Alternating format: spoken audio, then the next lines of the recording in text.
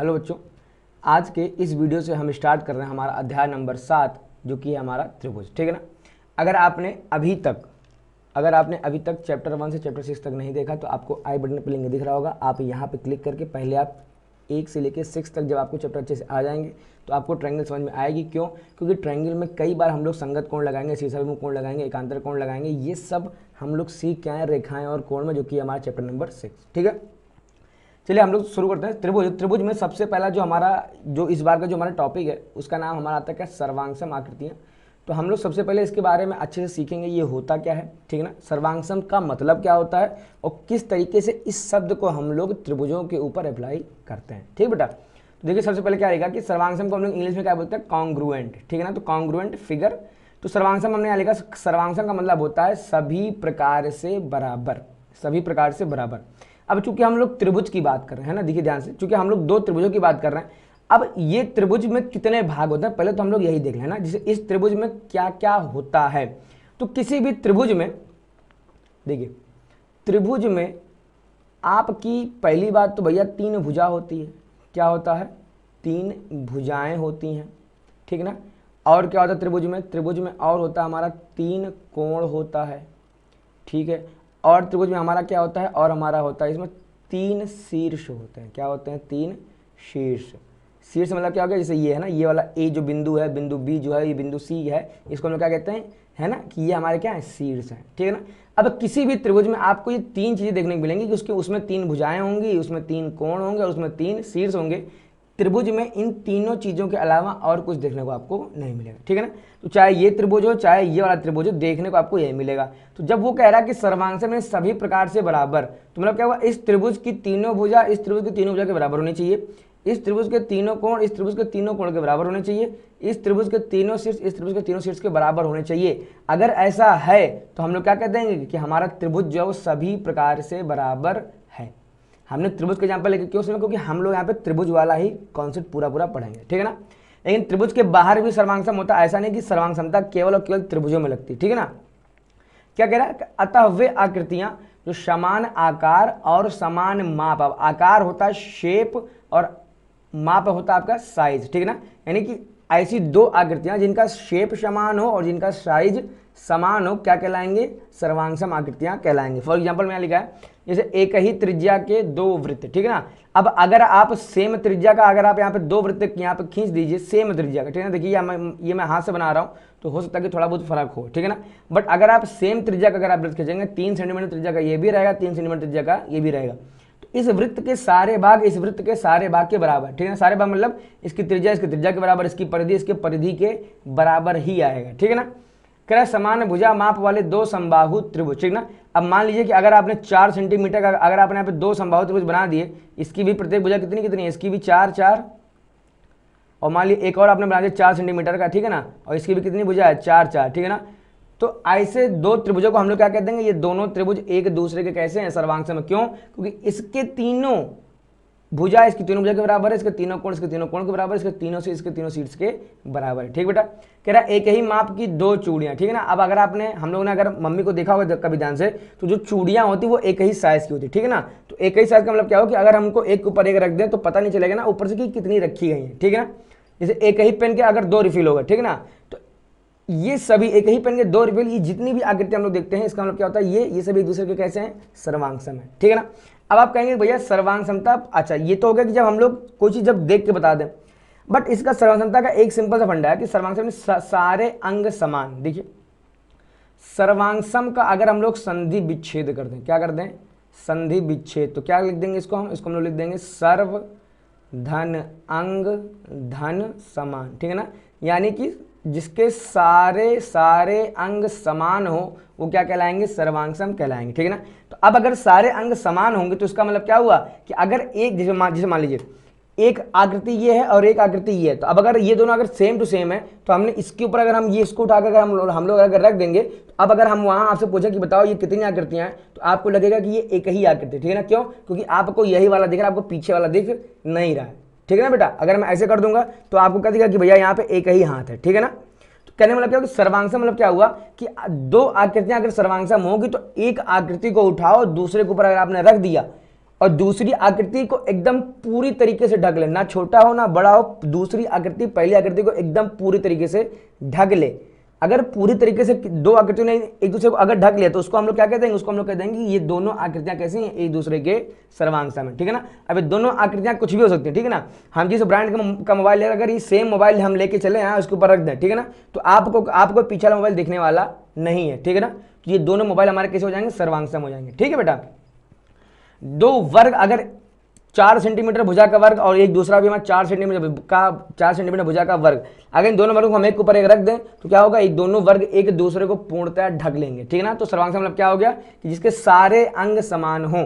अब सारे अंग की जैसे हम बात कर देंगे तो त्रिभुज हो गया, तो त्रिभुज में ये अंग होते हैं। चतुर्भुज हो गया तो चतुर्भुज में 4 भुजाएं होती है, 4 कोण होते हैं, 4 शीर्ष होते हैं, ठीक है बेटा ना।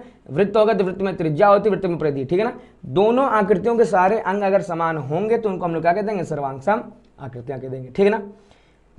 लेकिन चूंकि हमारे सिलेबस में क्या है, त्रिभुजों की सर्वांग समता, हम लोग सर्वांग समता तो पढ़ेंगे बट केवल किसके लिए पढ़ेंगे, त्रिभुज के लिए, ठीक है ना। तो अब हम लोग जितने भी नियम कानून पढ़ेंगे यहाँ पे सब किसके लिए पढ़ेंगे, त्रिभुजों की सर्वांग समता के लिए। क्या कह रहा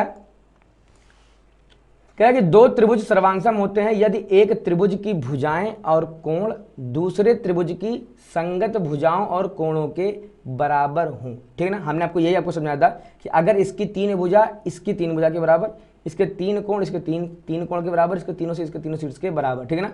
तो बराबर को हम लोग यहाँ पे एक वर्ड हम लोग इस्तेमाल करते हैं, संगत भुजा। क्या करेंगे, क्या इस्तेमाल करें यहाँ पे, संगत भुजा। देखिए क्या मतलब कि जैसे मान लीजिए ए बी अगर बराबर हमारा किसके, पी क्यू के, ए बी हमारा बराबर है पी क्यू के। ये जो साइन होता है ना, ये एक डंडी यहाँ लगा दी, एक डंडी यहाँ, इसका मतलब क्या, ये वाला इसके इक्वल है, ठीक है। हम मान चलिए बी सी हमारा इक्वल है किसके, हमने मान चलिए ये हमारा बी सी इक्वल है सी आर के, ठीक है ना, सॉरी बी सी इक्वल है क्यू आर के। और ये मान लीजिए ये जो तीसरी भुजा है, इस तीसरी भुजा के साथ क्या है, एकदम इक्वल है, ठीक है ना। जैसे मान लीजिए, चलिए मान लिया ये 4 है तो ये भी कितना होना चाहिए, 4 होना चाहिए। अगर ये 3 है तो ये भी कितना होना चाहिए, 3 होना चाहिए। अगर ये 5 है तो ये भी कितना होना चाहिए, 5 होना चाहिए, ठीक बेटा। अगर ऐसा है ना, यानी कि इसके तीनों भुजा के बराबर। अच्छा अब और एक चीज होना चाहिए यहाँ पे, तीनों कोण बराबर होना चाहिए, ठीक है ना। तो मान लीजिए ये वाला कोण कितना है, मान लीजिए ये वाला भी 60 है, तो ये वाला भी कितना हमको मानना पड़ेगा 60, ठीक है ना। ये मान लीजिए कितना है 40 है, तो इधर ये भी कितना होना चाहिए, ये भी हमारा होना चाहिए 40 डिग्री। फिर ये मान लीजिए कितना है हमारा, ये मान लीजिए 80 डिग्री है, तो ये भी हमारा कितना होना चाहिए, ये हमारा होना चाहिए 80 डिग्री, ठीक है ना बेटा। तो कहने मतलब क्या हो गया कि अगर इसकी तीनों भुजा इसके तीनों भुजा बराबर, अब देखिए ध्यान से, ए बी किसके बराबर है, ए बी 4 है ना, तो ए बी किसके बराबर निकल गया, तो आप कहेंगे ए बी हमारा बराबर निकल के आया किसके, पी क्यू के। ए बी जो है वो किसके बराबर निकल के आया, पी क्यू के। तो ए बी की संगत भुजा कौन सी हो जाएगी, ये वाली, कौन सी, पी क्यू। अब ए बी चूंकि क्यू आर के बराबर नहीं है तो ए बी जो है हमारा वो क्यू आर के संगत नहीं होगा, ठीक है ना। जो जिसके बराबर उसके लिए हम लोग इस्तेमाल करते हैं संगत भुजा, ठीक है ना। जैसे हम आपसे कहते हैं कि कोण बी का संगत कोण कितना है, तो कोण बी किसके बराबर, तो कोण बी बराबर किसके, कोण क्यू के, यानी कोण बी का संगत कितना होगा, कोण बी का संगत होगा कोण क्यू, ठीक बेटा। तो संगत का मतलब क्या हो गया, संगत भुजा। ए बी बराबर है पी क्यू के, तो ए बी का संगत पी क्यू हो गया। बी सी बराबर है किसके, क्यू आर के, तो बी सी का संगत क्यू आर हो गया। ए सी बराबर किसके, हमारे ए सी बराबर हमारे पी आर के, तो ए सी का संगत पी आर हो गया, ठीक है ना। ये सेम काम कोणों में भी हम लोग लगाते हैं, ठीक है। अब देखिए अगला हमसे क्या कह रहा है, अगला हमसे कह रहा है इसमें कि अगर त्रिभुज ए बी सी और त्रिभुज पी क्यू आर सर्वांग सम होते हैं तो हम लिखते हैं कि त्रिभुज ए बी सी और ये जो बीच में जो हम लोग यहाँ पे ये जो चिन्ह देख रहे हैं ये सर्वांग समता का चिन्ह होता है, ठीक है ना। ये हम इसको हम बोलते हैं ए बी सी सर्वांग सम है किसके, त्रिभुज पी क्यू आर के, ठीक है ना। देखिए मैथ की भी अपनी एक भाषा होती है, ठीक है ना। जैसे हम आपसे बोल के कहते हैं कि मुझको 2 सेब चाहिए, तो एक तो है कि मैंने इसको ये बोल के दिखाया है ना, मुझको 2 सेब चाहिए, ठीक है। बट अब अगर इसको हमें लिखना हो तो लिखने की अपनी भाषा है ना, तो 2 को अगर हम लोग हिंदी में लिखेंगे तो कैसे लिख देंगे, ये ऐसे लिख देंगे, है ना। ये जो मैंने जो ध्वनि निकाली कि मुझे 2 सेब चाहिए, तो अगर हिंदी में लिखेंगे 2 को तो ये है। इंग्लिश में अगर लिखना होगा तो हम लोग क्या लेते हैं यहाँ पे 2, ठीक है ना। अगर हमको मैथ में लिखना होगा तो मैथ में इसी चीज़ की भाषा क्या है, 2। कहने का मतलब हर चीज़ की अपनी एक भाषा होती है, ठीक है बेटा।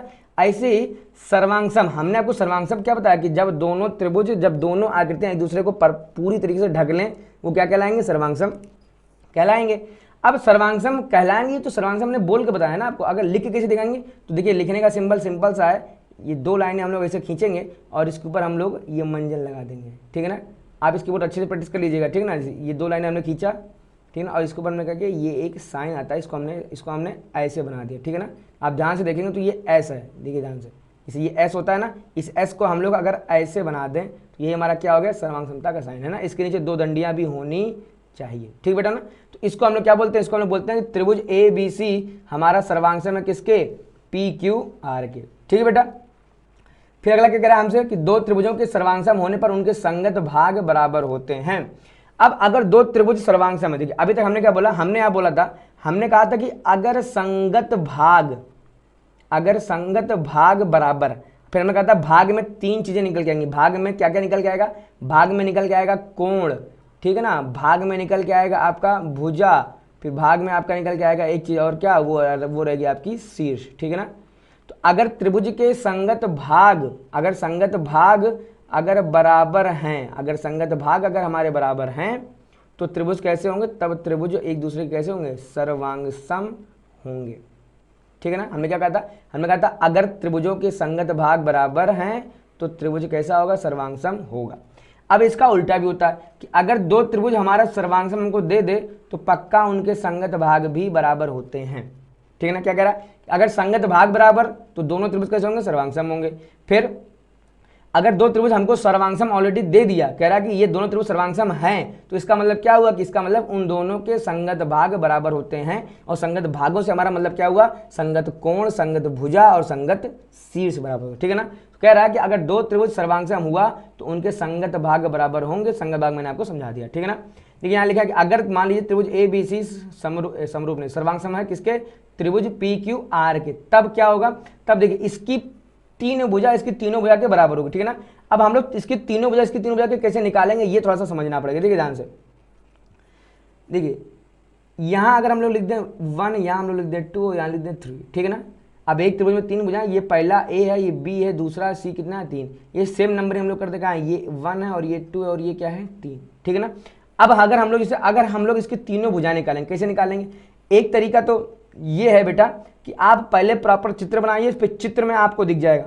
दूसरा तरीका क्या है कि आप चित्र बिना बनाए हम लोग सीधे संगत भाग बराबर करेंगे। कैसे बराबर करेंगे, देखिए ध्यान से, पहले हम लोग चेक करते संगत भुजाएं, तो संगत भुजा क्या लेंगे, देखिए पहले हमने क्या लिया, पहले हमने लिया पहला और दूसरा, देखिए ध्यान से। अगर हम लोग बात करते हैं भुजा ए बी की, तो ए बी हमने क्या बोला, हमने बोला यहाँ से ए और बी, तो ए बी का मतलब हमने क्या लिया 1 और 2, ठीक है ना। तो इसका ए बी यानी इसका 1 2 बराबर हो किसके, इसके 1 2 के, समझ में आ रहा है आपको।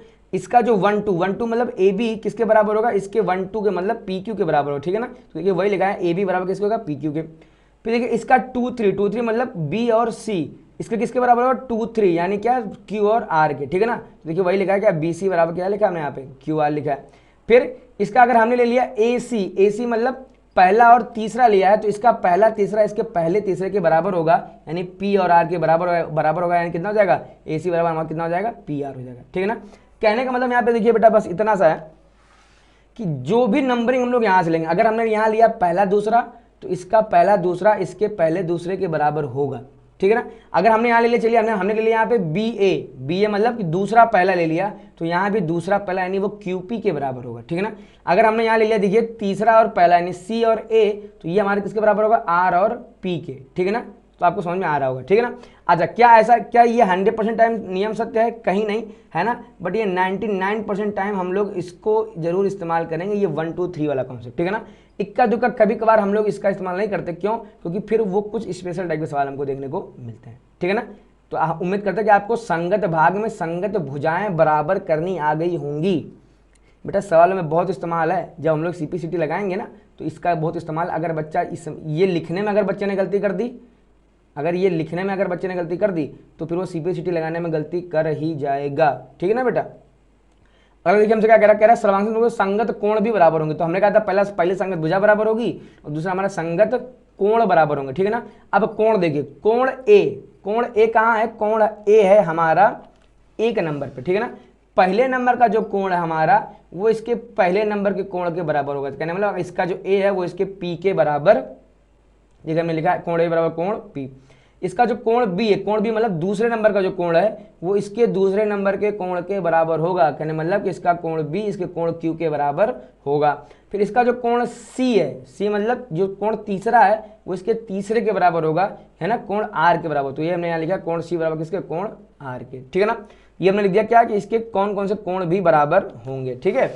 अगला हमसे क्या कह रहा है कि सर्वांगसम त्रिभुजों के संगत शीर्ष भी बराबर होंगे, ठीक है ना। तो शीर्ष भी देखिए, अगर शीर्ष हम लेते हैं पहला ए तो इसका पहला शीर्ष इसके पहले शीर्ष के बराबर होगा, ठीक है ना। अगर हम लोग लेते हैं कि इसका शीर्ष नंबर दूसरा तो इसका दूसरा शीर्ष इसके दूसरे शीर्ष के बराबर होगा, इसका तीसरा शीर्ष इसके तीसरे शीर्ष के बराबर होगा, ठीक है ना। देखिए यहाँ पे हमने जो साइन लगाया वो क्या है, वो दोनों तरफ लेगा, ठीक है ना। ऐसे का मतलब क्या हो, देखिए अगर हम लोग तीर सिर्फ इधर लगा दें तो कहने मतलब क्या हो जाएगा, केवल ए पी के बराबर है, ठीक है ना, लेकिन पी के बराबर नहीं है। बट हमने क्या किया, दोनों तरफ हमने यहाँ पे तीर लगा दिया है, ठीक है, दोनों तरफ हमने तीर लगा दिया। ए ये इसके बराबर भी है और ये वाला इसके बराबर भी है, ठीक है ना। तो ये हमने सीखा कि सर्वांगसम त्रिभुजों के अगर दो त्रिभुज सर्वांगसम दे दिए गए हैं तो उनके संगत भाग बराबर होते हैं। और संगत भागों को हम लोग लिखते कैसे हैं, ठीक है ना। संगत भुजाएं कैसे लिखते हैं, संगत कोण कैसे लिखते हैं और संगत शीर्ष कैसे लिखते हैं, ठीक है ना।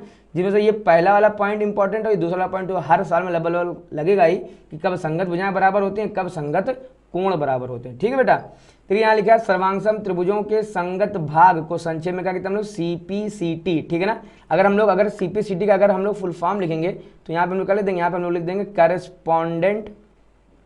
Corresponding part of congruent triangle, ठीक है ना, corresponding part of congruent triangle, ठीक है बेटा। सीपीसीटी का हमारा ये क्या है, फुल फॉर्म हो गया, ठीक है ना। तो ये हमने सीख लिया कि अगर दो त्रिभुज अगर सर्वांगसम हैं तो उनके संगत भाग कैसे लिखे जाते हैं, ठीक है बेटा। अब थोड़ी सी हम लोग प्रैक्टिस और एक बार कर लेते हैं कि अगर दो त्रिभुजों को हम लोग सर्वांगसम किस तरीके से लिखते हैं। देखिए ध्यान से, जैसे सपोज करिए हमने यहाँ लिख दिया, चलिए हमारा ए बी जो है वो पी क्यू के बराबर है, लेकिन ए सी जो हमारा है वो हमारा इस बार क्यू आर के बराबर, ठीक है ना। आप ये बिल्कुल भी ना सोचना कि इस साइड की भुजा इसी साइड वाले से बराबर होगी, ऐसा नहीं है। इस साइड की भुजा इस साइड से भी बराबर हो सकती है, ठीक है ना। और मान लीजिए ये जो हमारा तीसरा एंगल है, तीसरा जो साइड है वो इस तीसरे साइड के, ठीक है ना। अब ये हमने क्या कहा, हमने कहा ये मान लो भैया ये तीनों इस तीनों भुजा के बराबर है, ठीक है ना। तो अगर ये तीनों भुजा अगर इस तीनों भुजा के बराबर है तो हम लोग लिखेंगे कैसे, देखो ध्यान से। हम लोग सबसे पहले लिख देंगे यहाँ पे त्रिभुज ए बी सी सर्वांगसम है त्रिभुज। अब हमको थोड़ा सा यहाँ ठहरना पड़ेगा, क्या ठहरना पड़ेगा, देखिए ध्यान से। यहाँ हम लोग सबसे पहले यहाँ क्या लिखे, देखिए पहला दूसरा क्या है, ए बी। ए बी देखिए किसके बराबर है, ए बी बराबर है किसके, आपके पी क्यू के, ठीक है ना। अब इस भुजा को देखिए, इस पूरी यहाँ से यहाँ तक की भुजा को हम लोग पी से भी पढ़ सकते हैं और क्यू से भी पढ़ सकते हैं। अगर पी से पढ़ेंगे तो हम लोग क्या पढ़ेंगे, इसको पी क्यू। बट अगर हम लोग क्यू से पढ़ेंगे तो इसको हम लोग क्या पढ़ देंगे, क्यू पी।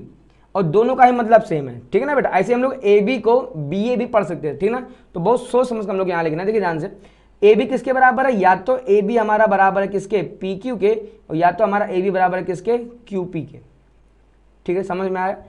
ए बी या तो पी क्यू बराबर होगा, यानी अगर हम इधर से नाम लें तो इधर इसके बराबर होगा, या फिर क्यू पी यानी अगर हम लोग इधर से नाम लें तो भी इसके बराबर होगा। अब बचा कौन यहाँ पे, ध्यान से देखिए, तो आर बच गया, हम लोग आर यहाँ पे लिख देंगे और आर यहाँ पे लिख देंगे। अब देखिए ए बी बराबर किसके था, पी क्यू के, तो दोनों सही है। अच्छा ए सी किसके बराबर है, ए सी हमारा बराबर है क्यू आर के। अब ए सी मतलब क्या हो गया, ये देखिए, ये ए सी मतलब हमारा हो गया पहला दूसरा और तीसरा। तो ए सी मतलब हमारा हो गया पहला और तीसरा। तो इसका ए सी यानी पहला तीसरा इसके क्यू आर यानी पहले तीसरे के बराबर होना चाहिए। तो कहने मतलब क्या कि ये जो हमारा त्रिभुज ए बी सी है वो इसके समरूप है, ना कि इसके समरूप है, ठीक है ना। तो अगर ये हमको मिल गया तो हम लोग यहाँ पे क्या क्या लिख देंगे, सीधे त्रिभुज क्यू पी आर, क्या लिख देंगे हम लोग यहाँ पे सीधे त्रिभुज क्यू पी और ये आर, ठीक बेटा। अच्छा अब आप ये हमसे पूछ सकते हैं कि भैया क्या ये दो बार हम लोग लिखेंगे, दो बार नहीं लिखेंगे, क्योंकि अभी हम लोग सीख रहे हैं। तो सीखते समय हम अभी आपको एकदम डिटेल में समझा रहे हैं कि कैसे लिखते हैं कि दो त्रिभुज हमारे कब सर्वांगसम हैं, ठीक है ना। सीखते समय अभी हम लोगों को दो बार जब अगर आप प्रैक्टिस कर लेंगे, अगर आप एक बार सीख गए तो फिर ये लिखने में गलती कभी नहीं होगी, क्योंकि ये लिखने में गलती नहीं होगी इसलिए कभी सीपीसीटी में गलती हो ही नहीं सकती है, ठीक है ना। अब देखिए ये पहला हमने क्या हो गया, पहला हमने यहाँ पे लिख दिया कि त्रिभुज ए बी सी हमारा भैया सर्वांगसम किसके निकल के आ गया, त्रिभुज क्यू पी आर की, हमने पहला भी लिख दिया, ठीक है ना। चलिए हम लोग थोड़ा सा फिर चेंज करते हैं फटाक से। अगर मैं इस बार आपसे कह दूं कि हमारा ए बी जो है वो क्यू आर के बराबर है, ठीक है ना, या एक काम करते हैं, इस बार हम लोग कोण लेते हैं, ठीक है ना। भुजाएं तो हमने यहाँ पे प्रैक्टिस कर ही ली है हमने। चलिए इस बार हमने आपसे कह दिया कि कोण बी जो है हमारा कोण पी के बराबर है, ठीक है ना। कोण ए जो हमारा है, कोण ए हमारा कोण Q के बराबर है, और कोण C जो है हमारा, वो कोण C जो है हमारा वो कोण R के बराबर है। ठीक है, अगर हमने इसको ऐसे लिख दिया। ठीक, अब हम लोग देखेंगे, अब हमें लिखना, देखिए इसके तीनों कोण के बराबर। ठीक है, तो अब हम लोग करेंगे क्या, अब हम लोग लिखेंगे सीधे त्रिभुज ABC सर्वांगसम है त्रिभुज। ठीक है ना, देखिए जब भी हमको पहला त्रिभुज लिखना है तो पहले त्रिभुज को हम कुछ भी लिख दें, हमें फर्क नहीं पड़ता, लेकिन दूसरा त्रिभुज लिखने से पहले हमें थोड़ा सा सोचना पड़ेगा कि इस त्रिभुज में हम लोग क्या क्या लिखें। ठीक है ना, देखिए जैसे कोण ए के बराबर कौन है, तो आप कहेंगे कोण ए के बराबर है कोण कौन सा, कोण Q। ठीक है ना, ए के बराबर क्या हमारा Q। तो यहाँ ए कहाँ लिखा हुआ है, यहाँ ए लिखा हुआ नंबर 1 पे, तो यानी कोण ए बराबर Q कर, तो अगर ए 1 नंबर पे लिखा है, देखिए ध्यान से, अगर ए हमारा 1 नंबर पे लिखा है तो Q भी हमारा कहाँ जाएगा, 1 नंबर पे। ठीक है ना, तो यानी हम लोग शुरुआत करेंगे किससे इस बार, Q से। ठीक है ना, अब देखिए जो बी नंबर का है, बी नंबर यानी बी नंबर वाला कोण किसके बराबर है, ये आप कहते हैं कोण P के, कोण P के। ठीक है ना, तो यानी इसका मतलब क्या होगा कि जहाँ बी है वहाँ हम लोग कितना लिख देंगे, कोण P। अब जो तीसरा बच गया उसको हम लोग सीधे लिख दीजिए, तो हमारा क्या हो जाएगा, कोण QPR। देखें जो ये लिखा था वही सेम आ गया, चाहे आप भुजाओं के आधार पर लिखिए, चाहे आप कोणों के आधार पर लिखिए। ठीक है ना, चलिए हम लोग एक बार फिर से इसमें देखिए थोड़ा सा ये बेटा लिखना बहुत जरूरी है ना, हो सकता है कि आप बोर हो जाओ, आप हमसे कहते हो भाई आप इसी के बाद की प्रैक्टिस क्यों करा रहे हैं, क्योंकि मैं ये मान के चल रहा हूँ कि आपको बिल्कुल भी सर्वांग क्षमता नहीं आती। ठीक है ना, एक दो प्रैक्टिस हम लोग और करेंगे। चलिए देखिए मान लेते हैं हम लोग, हमने मान लिया, चलिए देखिए कि भैया हमारा AB जो है वो हमारा PR के बराबर है, BC जो है वो हमारा QP के बराबर है, और ये जो AC हमारा है वो हमारा किसके बराबर है, QR के बराबर। ठीक है ना, कैसे लिखेंगे, तो हम लोग यहाँ सीधे लिखेंगे त्रिभुज ABC। मैंने कहा था पहले त्रिभुज लिखते समय उसमें दिक्कत नहीं होनी चाहिए, त्रिभुज ABC सर्वांगसम है त्रिभुज। अब जब दूसरा त्रिभुज लिखना है, अब यहाँ पे हमको हल्का सा ठहरना है। ठीक है ना, देखिए ध्यान से, AB किसके बराबर, देखिए AB बराबर हमारा PR के, तो हो सकता है कि यहाँ पे हम लोग PR लिख दें, या हो सकता है कि हम लोग यहाँ पे क्या लिख दें, RP लिख दें। ठीक है ना, हो सकता है कि यहाँ AB और मतलब PR को यहाँ से लिखें PR, या यहाँ से लिख दें RP, दोनों बात एक ही है। अच्छा यहाँ बच क्या जाएगा, देखिए यहाँ पे बच जाएगा Q। अब आप चेक कर लीजिए, BC जो है वो QR के बराबर होना चाहिए, BC मतलब कि दूसरा तीसरा, तो दूसरे तीसरे पे QR होना चाहिए। ठीक है ना, तो देखिए दूसरे तीसरे पे यहाँ RQ है, तो RQ और QR दोनों सेम है हमारा। ठीक है ना, और ये दूसरे तीसरे पे हमको क्या दिख रहा है, PQ दिख रहा है, दूसरे तीसरे पे क्या दिख रहा है, PQ। कहना मतलब क्या हो गया, हमारा ये वाली वैल्यू सही नहीं है, क्यों, क्योंकि ये दूसरे तीसरे पे नहीं है। ठीक है ना, तो यानी हमारा क्या निकल के आ गया यहाँ से, त्रिभुज ABC सर्वांगसम आ गया हमारा क्या, त्रिभुज PRQ के। ठीक है बेटा, तो ऐसे ही अगर दो त्रिभुज सर्वांगसम है तो उनको हम लोग ये सर्वांगसम कैसे लिखेंगे, ये बहुत सोच समझ के आपको लिखना है। बाकी इसके आगे हम लोग प्रैक्टिस कहाँ करेंगे, अभी सवालों में जब करेंगे तो हम लोग यहाँ पे करेंगे। ठीक है ना, देखिए हमारा क्या अगला क्या करा त्रिभुजों की सर्वांग क्षमता की शर्तें। ठीक है ना, ये शर्तें हमारी क्या क्या होती हैं, कंडीशन, शर्तें यानी कंडीशन। ठीक है ना, कि ऐसी कौन कौन सी हम लोग कंडीशंस यहाँ लिख दें कि जिन कंडीशंस को फॉलो करते ही दो दिए गए त्रिभुज हमारे कैसे निकल के आ जाएं, वो हमारे सर्वांगसम निकल के आ जाए। ठीक है ना, तो सबसे पहले हम लोग कहते हैं भुजा कोण भुजा, या इसी को शॉर्ट में बोलते हैं SAS। एस मीन्स साइड और A मीन्स एंगल। ठीक है, और S मीन्स अगेन साइड। ठीक है ना, यानी साइड एंगल साइड, यानी भुजा कोण और भुजा। ठीक है ना, ये कैसा, ये है हमारा सर्वांग समता का अभिगृहित है। अब देखिए ये हमारा अभिगृहित, और अगला हमारा क्या कह रहा है कोण भुजा कोण, यानी एंगल साइड एंगल, ये हमारा क्या है, ये हमारा प्रमेय है ना। प्रमेय मैं इसको हंसी मजाक में बोलता हूँ, बट ये क्या है, प्रमेय है। ठीक है ना बेटा, तो ये अभिगृहित और प्रमेय में क्या फर्क है, ये आप पढ़ के आ चुके हैं, यूक्लिड की ज्यामिति का परिचय। ठीक है बेटा, अगर आपने अभी तक नहीं पढ़ा यूक्लिड की ज्यामिति तो आप मैथ की बहुत ही इंटरेस्टिंग हिस्ट्री आप कर रहे हैं मिस। ठीक है ना, डिस्क्रिप्शन में आपको लिंक दिख रहा होगा, वहाँ पे आप क्लिक करिए, क्लास 9 मैथ की पूरी प्लेलिस्ट आपको दिख रही होगी। ठीक है ना, उस प्लेलिस्ट पे आप जाइए, उस प्लेलिस्ट में जब आप देखेंगे तो आपको चैप्टर नंबर 5वां आपको दिख जाएगा, यूक्लिड की ज्यामिति का परिचय। एकदम मैंने उसको इंटरेस्टिंग बनाने का प्रयास किया है, और उसको आप जरूर देखें ना, आपको समझ में आएगा कि ज्यामिति किस तरह से ज्यामिति का विकास हुआ। ठीक है बेटा, तो वहां पे यूक्लिड ने बताया था कि अभिगृहित और प्रमेय में क्या अंतर होता है। अभिगृहित को हम लोग प्रूफ नहीं कर सकते हैं, लेकिन प्रमेय को हम लोग प्रूफ कर सकते हैं। ठीक है ना, तो देखिए इसकी प्रूविंग हम लोग कभी नहीं पढ़ेंगे। किसकी प्रूविंग, कोण भुजा कोण की, इसका कभी भी हम लोग प्रूविंग नहीं पढ़ेंगे। ठीक है ना, इसकी प्रूविंग जो है वो हम इसकी प्रूविंग कर नहीं सकते। ठीक है ना, जैसे इंग्लिश में आपने पढ़ा होगा ना यूनिवर्सल ट्रूथ, ऐसे ये जो भुजा कोण भुजा ये हमारा क्या है, ये हमारा यूनिवर्सल ट्रूथ है, इसको लोग सिद्ध नहीं करते, बस इसको हम लोग मान लेते हैं। ठीक है ना, अच्छा अगला जो है कोण भुजा कोण, तो इसकी जो प्रूविंग है इसकी प्रूविंग हम लोग पढ़ेंगे, बट सारे त्रिभुजों की प्रूविंग हम एक ही वीडियो में समेटने का प्रयास करेंगे, ठीक है ना। तो हम लोग करेंगे जितनी भी सर्वांग समता की शर्तें हैं उन सबको एक ही वीडियो में हम लोग प्रूव कर देंगे, ठीक है। फिलहाल हम लोग ये समझ लेते हैं क्या कह रहा है, कह रहा है दो त्रिभुज सर्वांगसम होते हैं यदि एक त्रिभुज की दो भुजाएं और उनका अंतर्गत कोण दूसरे त्रिभुज की दो भुजाओं और उनके अंतर्गत कोण के बराबर हो। ये क्या कह रहा है, कह रहा है भुजा कोण भुजा सर्वांग समता अवकृत। देखिए अभी हम लोग ऊपर पढ़ के आए थे, ऊपर हम लोग क्या पढ़ के आए थे, ऊपर हम पढ़ के आए थे कि अगर संगत भाग बराबर होंगे, देखिए क्या कह रहा है कि अगर एक त्रिभुज की भुजाएं और कोण, अगर पहले त्रिभुज की सारी भुजा और सारे कोण अगर दूसरे त्रिभुज की सारी भुजा और सारे कोण के बराबर हुए तो दो त्रिभुज हमारा सर्वांगसम होगा, ठीक है ना। यानी कि अगर हमें ये सिद्ध करने को वो कह देना कि सिद्ध करो कि ये त्रिभुज इस त्रिभुज के सर्वांगसम है, तो हम क्या करेंगे, हम लोग पहले ये सिद्ध करेंगे कि इसकी तीनों भुजाओं की लंबाइयां इसकी तीनों भुजाओं की लंबाई के बराबर है, यानी संगत भुजाओं की लंबाई के बराबर है, इसके तीनों कोण के बराबर है। हमको दो चीजें प्रूव करनी पड़ती थी कि इसके सारी भुजाएं और इसके सारे कोण, इसके सारी भुजाएं इसके सारे कोण के बराबर, ठीक है ना। अब कुछ प्रमेय और कुछ अभिगृह निकल के आ जाएंगे। क्या कह रहा है ये कि दो त्रिभुज सर्वांगसम हो जाएंगे, कब हो जाएंगे सर्वांगसम, अगर एक त्रिभुज की दो भुजा, ठीक है ना, अगर पहले त्रिभुज की दो भुजा और उनका अंतर्गत कोण दूसरे त्रिभुज की दो भुजा और उनके अंतर्गत कोण के बराबर, ठीक है ना। तो एक काम करते हैं, चलिए हम लोग सबसे पहले हम लोग यहाँ पे कुछ ट्रायंगल हम लोग ले लेते हैं, ठीक है ना। चलिए देखते हैं, तो ये मैंने ले लिया यहाँ से ट्रायंगल ले लिया, ठीक है। चलिए हम लोग यहाँ बनाते हैं, देखिए चलिए मान लिया हमने एक ट्रायंगल ये है हमारा और एक ट्रायंगल हमारा, ठीक बेटा, हमने मान लिया ये हमारे दो कैसे हैं, ये हमारे दो ट्रायंगल है, ठीक है ना। अब कह रहा एक त्रिभुज के लिए इसका नामकरण करता है, ये ए है, ये बी है, ये सी है, ठीक है ना। इसका पी क्यू आर नाग लिख के चलिए थोड़ा सा नामकरण चेंज करते हैं। हमने कर लिया इधर एक्स, ये वाई है और ये क्या है जेड है, ठीक है ना। क्या अगर एक त्रिभुज की दो भुजा, तो हम चलिए मान लेते हैं भैया ये वाली भुजा इस वाली भुजा के बराबर है और ये वाली भुजा जो है वो वाली इस भुजा के बराबर है, ठीक है ना। तो अगर मैं जानबूझ के नीचे नहीं लिया, क्योंकि अगर हम नीचे लेंगे तो कई बार बच्चे को क्या लगता है कि अच्छा ये नीचे वाली है तो ये भी नीचे वाली, ठीक है ना। ऐसा कुछ नहीं है, इसकी कोई भी तीन भुजा इसकी किसी भी तीन भुजा के बराबर होना चाहिए। ये कोई लाइन से नहीं कह रहा कि इधर वाला इधर वाले के ही बराबर होगा, ठीक है ना। तो हमने मान लिया क्या भैया इस त्रिभुज की दो भुजा है ना और उनका अंतर्गत कोण, क्या कर रहे थे, एक त्रिभुज की दो भुजाएं और उनका अंतर्गत कोण। अब इन दोनों भुजाओं में कौन सा कोण बन रहा है ना, इन दोनों भुजाओं से कौन सा कोण बन रहा है, तो आप कहेंगे हमारा कोण बन रहा है ये वाला।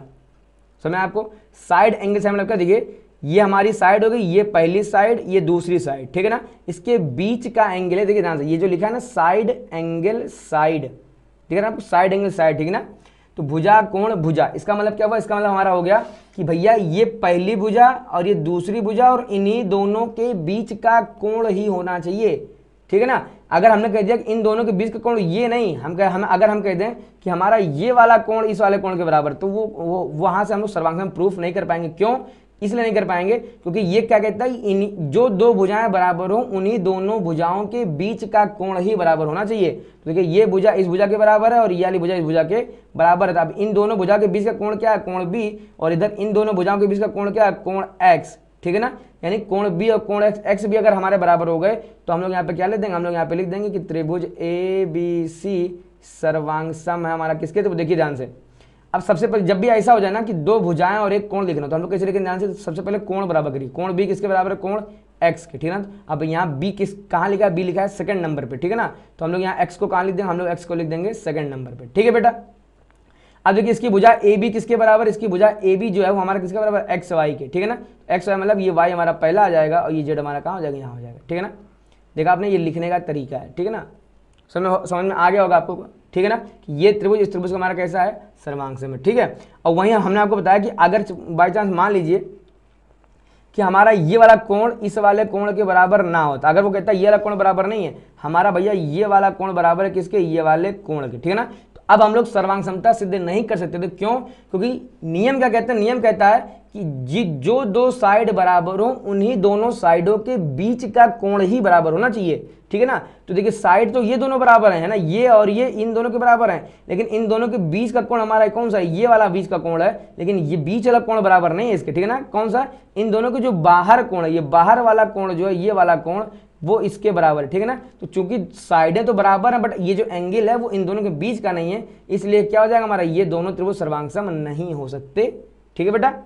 तो ये क्या था हमारा त्रिभुजों की सर्वांग क्षमता की पहली शर्त कि कोण भुजा कोण कहाँ लगाते हैं, सॉरी भुजा कोण भुजा कहाँ लगाते हैं हम लोग, जब दो साइडें इक्वल हो और उनके बीच का एंगल कैसा हो हमारा इक्वल हो, ठीक है ना। ये हो गया हमारा पहली शर्त, ठीक है ना। भैया दो त्रिभुज अगर सर्वांग करना है तो इसकी दो भुजा इसकी दो भुजा के बराबर कर दो और इसकी उन्हीं दो भुजाओं के बीच का कोण इसकी उन्हीं दो भुजाओं के बीच के कोण के बराबर कर दो।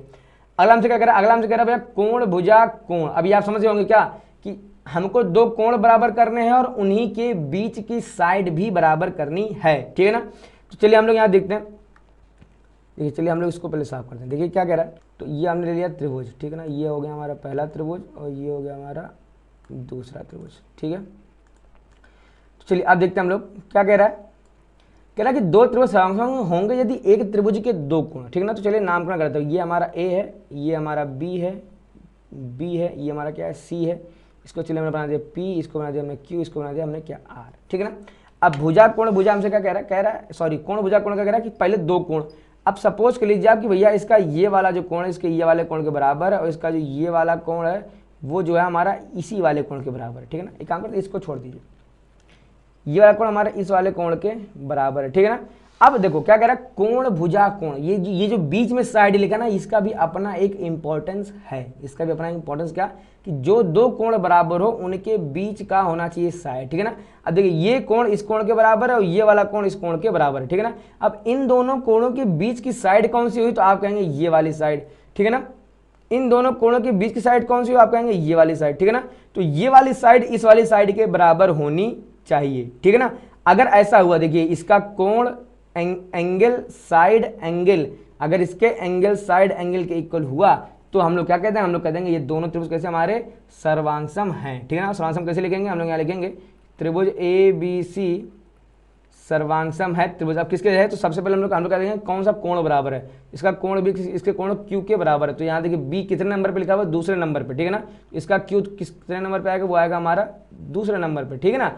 इसका कोण सी जो है वो इसके कोण पी के बराबर, तो कोण सी कहाँ है, तीसरे नंबर पे है ना। तो पी कहाँ आएगा हमारा, तीसरे नंबर पे आएगा, ठीक है ना। पहले नंबर की जगह खाली बची तो ना वो कहाँ पहुंच जाएगा, यहाँ पहुंच जाएगा हमारा आर, ठीक है ना। तो यानी कि त्रिभुज ए बी सी हमारा सर्वांगसम में त्रिभुज आर क्यू पी के, ठीक है ना बेटा।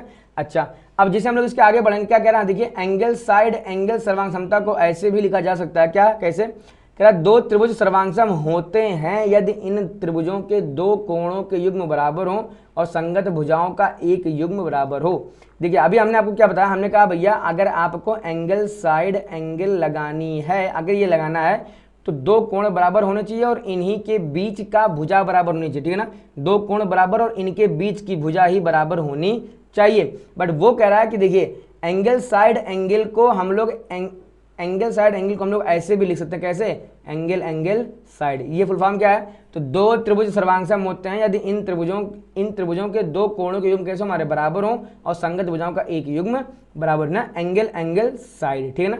वो क्या कह रहा है, कह रहा है कि कोई भी दो कोण बराबर हो, हमारे कोई भी दो कोण बराबर हो और अगर उनके बीच की भुजा बराबर ना हो, उनके बीच की भुजा बराबर, भुजा कोई भी बराबर हो, भुजा कोई भी बराबर, जैसे देखिए नियम क्या होना चाहिए, अगर एंगल साइड एंगल लगाना तो नियम क्या होना चाहिए कि भैया BC हमारे PQ के बराबर होना चाहिए। बट वो क्या कह रहा है कि कोई दिक्कत नहीं, आप एंगल साइड एंगल नहीं, अब आप एंगल एंगल साइड लगा रहे हो, एंगल एंगल मतलब कोई भी दो कोण और कोई भी एक भुजा, ठीक है ना। देखिए ये दो कोण के बराबर है और मान लीजिए हमारी ये वाली जो भुजा है वो हमारी इस वाली भुजा के कैसा, हमारा ये हमारा कैसा इक्वल आ गया, ठीक है ना। अभी क्या हो गया, एंगल एंगल और ये क्या हो गया हमारा साइड हो गया, ठीक है ना। अच्छा अब आप कहेंगे इन दोनों में फर्क क्यों नहीं, देखिए एक एग्जाम्पल है छोटा सा, मान लीजिए ये इसका है हमारा ये है 60, ये हमारा कितना है 80 और ये कितना हमने, चलिए मान लीजिए कितना, अब इसको ना मानिए, ये 60 है और ये 80, तो अगर ये 60 है तो ये भी हमारा कितना हो जाएगा 60, क्यों, क्योंकि ये दोनों इक्वल दिए हैं। अगर ये 80 तो हमारा ये कितना हो जाएगा, ये भी हमारा कितना हो जाएगा 80 हो जाएगा, क्यों, क्योंकि ये भी हमारा क्या दिया हुआ है, इक्वल दिया हुआ है, ठीक है बेटा। अब देखिए चले अगर इस त्रिभुज का क्या हम तीसरा कोण फाइंड आउट कर सकते हैं, तीसरा कोण मतलब कोण ए कितना हो जाएगा हमारा, तो 80 60 40, 80 60 140 और 140 में 40 जाएगा, 40 जोड़ में कितना हो जाएगा, त्रिभुज के तीनों कोणों का योग। ये जो 40 हमने निकाला, कैसे निकाला हमने, त्रिभुज के तीनों कोणों का योग। अगर एक 80 है एक 60 है तो 180 से घटा देंगे, इन दोनों को जोड़ो कितना आ जाएगा, कितना आ जाएगा 40 हो जाएगा। अच्छा देखिए सेम ये हमारा क्या है, ये 80 है और ये हमारा कितना है 60 है, ये 80 है और ये कितना है 60 है। अगर हम लोग इसको भी अगर हम लोग निकालना चाहें क्या, कि त्रिभुज के तीनों कोणों का कितना होता है हमारा 180 होता है, तो अगर ये 80 ये 60 है 80 60 140, यानी कि ये जो ये वाला ट्रायंगल हमारा, जो ये वाला हमारा एंगल है, कितना एंगल का जाएगा, ये भी हमारा कितना आ जाएगा 40, ठीक है ना। अब देखिए ध्यान से, हम लोगों ने क्या कहा था, हमने कहा था 60 और 80 दिया है, तो ये था 60 और 80। अब ये वाली भुजा उसमें बाहर थी। अब अगर हम लोग ध्यान से देखें, देखिए इसका कोण C इसके कोण P के बराबर है, इसका कोण A इसके कोण R के बराबर है। देखिए ये वाला कोण ये वाले कोण के बराबर, ये वाला कोण ये वाले कोण के बराबर, और इन्हीं दोनों कोणों के बीच की भुजा, इन्हीं दोनों कोणों के बीच की भुजा की कैसी, ये बराबर है, ठीक है ना। तो अगर एंगल साइड एंगल कहीं लिखा है तो इसका मतलब हम लोग यहाँ एंगल साइड भी लगा सकते, कोई बहुत ज़्यादा फर्क नहीं है, ठीक है बेटा। तो आप चाहे ये लगाओ चाहे आप ये लगाओ, उम्मीद करते हैं आपको समझ में आ गया होगा। अब देखिए इतनी थी थ्योरी, अब हम लोग यहाँ से क्या लगाना शुरू करेंगे, हम लोग अब हम लोग सवालों को लगाना शुरू करेंगे। देखिए क्या कह रहा है, देखिए सवाल बड़े आसान आएंगे। कह रहा OA बराबर किसके, OB के, OD बराबर OC। देखिए यहाँ सबको लिखा, ये जो OA है इसके बराबर OB के, ये हमारा OC बराबर किसके, ये हमारा OD के। तो कह रहा सबसे पहला काम आप हमको ये सिद्ध करके दिखाइए कि त्रिभुज AOD यानी जो ये वाला त्रिभुज है वो हमें सिद्ध करना है त्रिभुज BOC यानी ये वाले त्रिभुज के, ठीक है ना। देखिए करेंगे इसे, सबसे पहले हम लोग लिखेंगे यहाँ पे, सबसे पहले हम लोग यहाँ पे लिख देंगे दिया है, ठीक है ना। ज्योमेट्री के सवालों में बेटा आपको ये लिखने की आदत डालनी पड़ेगी कि क्या दिया है, ठीक है ना, फिर हमें क्या सिद्ध करना है, ठीक है बेटा। तो क्या दिया है और क्या हमें सिद्ध करना है। इसके अलावा फिर हम लोग एक चीज़ और चेक करेंगे, सीधा हम लोग हेडिंग डालेंगे हल, और अब हम लोग यहाँ से करना शुरू करेंगे, ठीक है ना। तो क्या दिया रहता है, जैसे देखिए यहाँ पे क्या दिया है, यहाँ पे दिया हमको OA बराबर है किसके, OB के, और OD बराबर किसके, हमारा ये बराबर हमारा OC के, ठीक है ना। सिद्ध क्या करना है, ये जो भी हमें सिद्ध करना है ये वाली भाषा हम लोग यहाँ लिख देंगे सबसे पहला, और फिर ये भी हमें सिद्ध करना है, हम लोग क्या लिख देंगे, हम लोग ये भी यहाँ पे लिख देंगे, ठीक है ना। हम लोग क्या करेंगे, हल। देखिए अब ध्यान से, अब क्या कह रहा है त्रिभुज AOD, अगर इस त्रिभुज को सर्वांग दिखाना है तो सर्वांग समता की अभी हमने 2 शर्तें पढ़ के हैं, ठीक है ना। पहली शर्त हमने पढ़ के है कि भैया साइड एंगल साइड, अगर हमने पढ़ के है क्या, एंगल साइड, ठीक है ना। तो साइड एंगल साइड, और क्या हमने पढ़ के है एंगल साइड एंगल, ठीक है ना। अच्छा इसके अलावा अभी 2 शर्तें और है जो कि आप थोड़ा सा आगे पढ़ेंगे, ठीक है ना। तीसरी शर्त हमारी जो आगे निकल के आएगी वो हमारी निकल के आती है साइड साइड साइड, ठीक है ना। यानी क्या, अगर तीनों भुजाएं दूसरे त्रिभुज की तीनों भुजाओं के बराबर हो तो हम क्या कह देंगे कि वो दोनों त्रिभुज दूसरे के कैसे हैं, सर्वांगसम है, ठीक है ना। फिर एक अभी आप और पढ़ेंगे आगे चल के, जिसको हम लोग क्या नाम देते हैं, RHS, right angle hypotenuse side. ये वाली सिर्फ और सिर्फ कहाँ पे हम लोग अप्लाई करेंगे, केवल और केवल समकोण त्रिभुज में, ठीक है ना। तो ये सर्वांग समता की बेटा टोटल शर्तें कितनी है, 4 शर्तें होती है सर्वांग समता की। पहला हमारा होता है साइड एंगल साइड, दूसरा हमारा होता है क्या, एंगल साइड, दूसरा मतलब एंगल साइड एंगल, फिर हमारा क्या होता है साइड साइड साइड, फिर हमारा क्या होता है RHS यानी राइट एंगल हाइपोटेनियस साइड, ठीक है ना। ये चारों इसमें से अभी ये 2 अभी हम पढ़े हैं, बाकी ये दोनों हम लोग आने वाले पार्ट्स में पढ़ेंगे, बट हम लोग इनका इस्तेमाल कर सकते हैं, ठीक है ना। सबसे पहले देखिए हमको जो 2 त्रिभुज हमको सर्वांगसम सिद्ध करना है, सबसे पहले हम लोग क्या लिखेंगे, हम लोग यहाँ पे मेंशन करेंगे कि त्रिभुज AOD और कौन सा त्रिभुज, त्रिभुज AOD और त्रिभुज BOC में, ठीक है ना। अब AOD, अब इन 2 त्रिभुजों की हम लोग क्या करेंगे, तुलना करेंगे। देखिए क्या करेंगे, अब सबसे पहले हमने यहाँ लिखा है AOD, तो हम लोग जो सबसे पहली भुजा लिखेंगे वो किसकी लिखेंगे, AO की लिखेंगे, मतलब इसी त्रिभुज की सबसे पहले हम लोग भुजा लिखेंगे, ठीक है ना। ध्यान से देखेंगे भैया, इसका AO जो है, इसकी भुजा AO बराबर इसकी कौन सी भुजा के, इसकी भुजा के BO के, ठीक है ना। इसका AO जो बराबर है BO के, क्यों, ऐसा उसने हमको दे रखा है, ठीक है ना। अब देखिए उसने OA और OB दिया था, ठीक है ना, हमने AO और BO लिया, लेकिन बात वही है हमारा, ठीक है ना बेटा। अच्छा ये हो गया हमारा। अगला हमसे क्या करा, देखिए अभी हमको एक साइड मिल गया, ठीक है ना। अब एक साइड तो इसमें भी होता है और एक साइड तो इसमें भी होता है। देखिए दूसरी साइड हमको दिख रही है, दूसरी साइड कितनी दिख रही है, इस त्रिभुज का क्या OD, इस त्रिभुज का OD जो है वो इस त्रिभुज के किसके बराबर है, OC के बराबर हो गया हमारा, ठीक है। अब देखिए हमने 2 साइडें बराबर कर दी, तो 2 साइडें हमारी किसमें बराबर आती है, 2 साइडें देखिए हमारी, एक तो 2 साइडें हमारी इसमें बराबर आती है, एक 2 साइडें इसमें बराबर आती है, ठीक है ना। अब अगर हमने तीनों साइडें बराबर कर दिया तो ये लग जाएगा, लेकिन अगर इन दोनों साइडों के बीच का कोण अगर हमने बराबर कर दिया, कौन कौन सी 2 साइडें, देखिए ध्यान से, हमने क्या किया, हमने कहा OA बराबर किया इसके और ये बराबर किया इसके। अब इन दोनों के बीच का कोण कौन सा दिख रहा है, तो आप कहेंगे ये वाला कोण, ठीक है ना। क्या ये वाला कोण, इन दोनों के बीच का कोण कौन सा दिख रहा है, ये वाला कोण। क्या ये दोनों कोण क्या एक दूसरे के बराबर होंगे, आप कहेंगे बिल्कुल बराबर होंगे। क्यों, हम लोग यहाँ लिख देंगे कोण AOD बराबर है कोण BOC के, ब्रैकेट में लिख देंगे, क्यों, हम लोग यहाँ लिख देंगे शीर्षाभिमुख कोण, क्या लिख देंगे यहाँ से, शीर्षाभिमुख कोण, ठीक बेटा।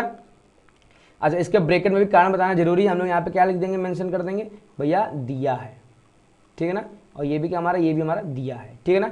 जैसे देखिए हमको एक साइड और इन दोनों के बीच का कोण मिल गया, हम लोग क्या लिख देंगे, हम लोग लिख देंगे त्रिभुज AOD सर्वांग सम है त्रिभुज बी ओ सी के। अच्छा, क्यों सर्वांग सम है, तो हम लोग यहाँ पे क्या करेंगे, कारण भी बताएंगे हमने कौन सी सर्वांग समता प्रमेय का इस्तेमाल किया है जिससे हमने इसको सर्वांग सम सिद्ध किया है। ठीक है ना, तो कौन सा इस्तेमाल किया, साइड, ये वाला एंगल और ये वाला साइड। तो हम लोग यहाँ क्या लिख देंगे, एस ए एस यानी साइड एंगल साइड सर्वांग समता से, साइड एंगल साइड सर्वांग समता। ठीक बेटा, अगला देखिए, अभी हमको एक चीज और प्रूव करना है। क्या प्रूव करना है, एडी पैरेलल हमारे किसके, बीसी के। ठीक है ना, अब एडी पैरेलल बीसी के हम लोग सिद्ध कैसे करेंगे।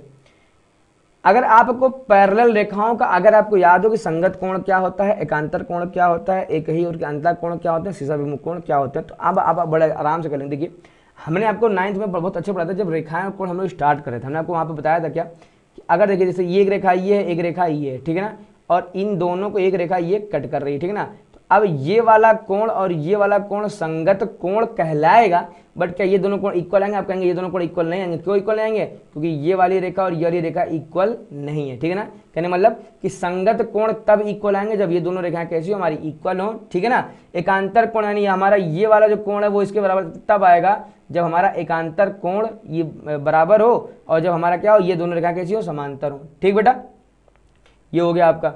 अच्छा, इसी प्रकार अगर एक ही ओर के अंतः कोणों का योग अगर 180 हो जाए तो हम लोग क्या कहते हैं कि ये दोनों रेखाएं कैसी हैं, दूसरे के पैरेलल हैं। ठीक है ना, तो कहने मतलब क्या है कि अगर हम किसी तरीके से ये दिखा दें यहाँ पे कि एक ही ओर के अंतः कोण, एकांतर कोण, संगत कोण बराबर है। ठीक है ना, तो अब देखिए कैसे दिखाएंगे हम लोग, साइड एंगल साइड हमारा हो गया, साइड एंगल साइड। अब देखिए ध्यान से, हमने आपको बताया था कि अगर दो त्रिभुज सर्वांगसम होते हैं तो भैया मेरे इस त्रिभुज के सारे भाग इस त्रिभुज के सारे भाग के बराबर हो जाएंगे, और सारे भागों का हमारा मतलब क्या हुआ, इस त्रिभुज की तीनों भुजाएं इस त्रिभुज की संगत तीनों भुजाओं के बराबर हो जाएगी, और इस त्रिभुज के तीनों कोण इस त्रिभुज के तीनों संगत कोण के बराबर हो जाएगा। ठीक है बेटा, अब हम लोग करेंगे, देखिए ध्यान से, अगर हम लोग यहाँ पे लिख देते हैं कि कोण डी ए ओ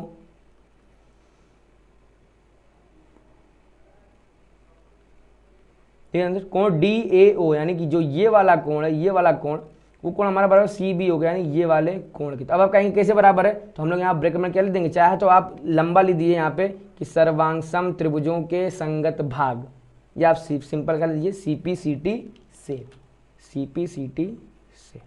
ठीक बेटा, चाहे आप यहाँ पे ये मेंशन कर दीजिए कि सर्वांगसम त्रिभुजों के संगत भाग, लंबा हिंदी में लिख दीजिए, या आप क्या करिए सिंपल सा यहाँ पे सी पी सी टी यानी corresponding part of congruent triangle, आप यहाँ पे ये लगा दीजिए। ठीक है ना, अब देखिए डी ए ओ यानी हमने क्या प्रूव कर दिया, हमने यहाँ पे ये प्रूव किया अभी आंखों के सामने कि हमारा जो ये वाला जो लैंग्वेज है, जो हमारा ये वाला कोण है वो इस वाले कोण के हमारे बराबर है। कैसे बराबर हो गया, हमारा सी पी सी टी से। ठीक है ना, हम लोग यहाँ पे अब थोड़ी सी लैंग्वेज लिखेंगे कि परंतु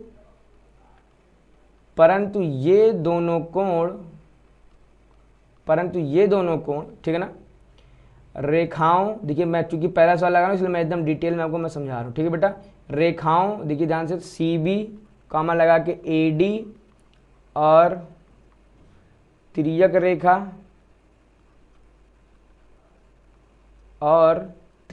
देखिए कौन सी तिरछी रेखा हमारी,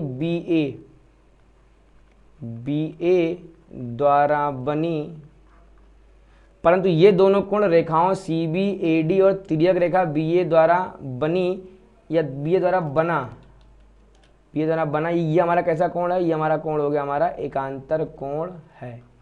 ठीक है ना, और हमने आपको बताया था कि अगर एकांतर कोण बराबर हो गए, इसका मतलब क्या होगा कि ये दोनों लाइनें एक दूसरे कैसे हो जाएंगी, हमारी पैरेलल। कौन सी लाइन, ये वाली लाइन और ये वाली लाइन। ठीक है ना, ये दोनों लाइनें हमारी एक दूसरे कैसे होगी, पैरेलल। क्यों, क्योंकि भैया संगत कोण कैसे हैं, बराबर हैं, एकांतर कोण, और एकांतर कोण जो होते हैं वो तभी बराबर होते हैं जब दो लाइनें हमारी कैसी हो, हमारी पैरेलल हो।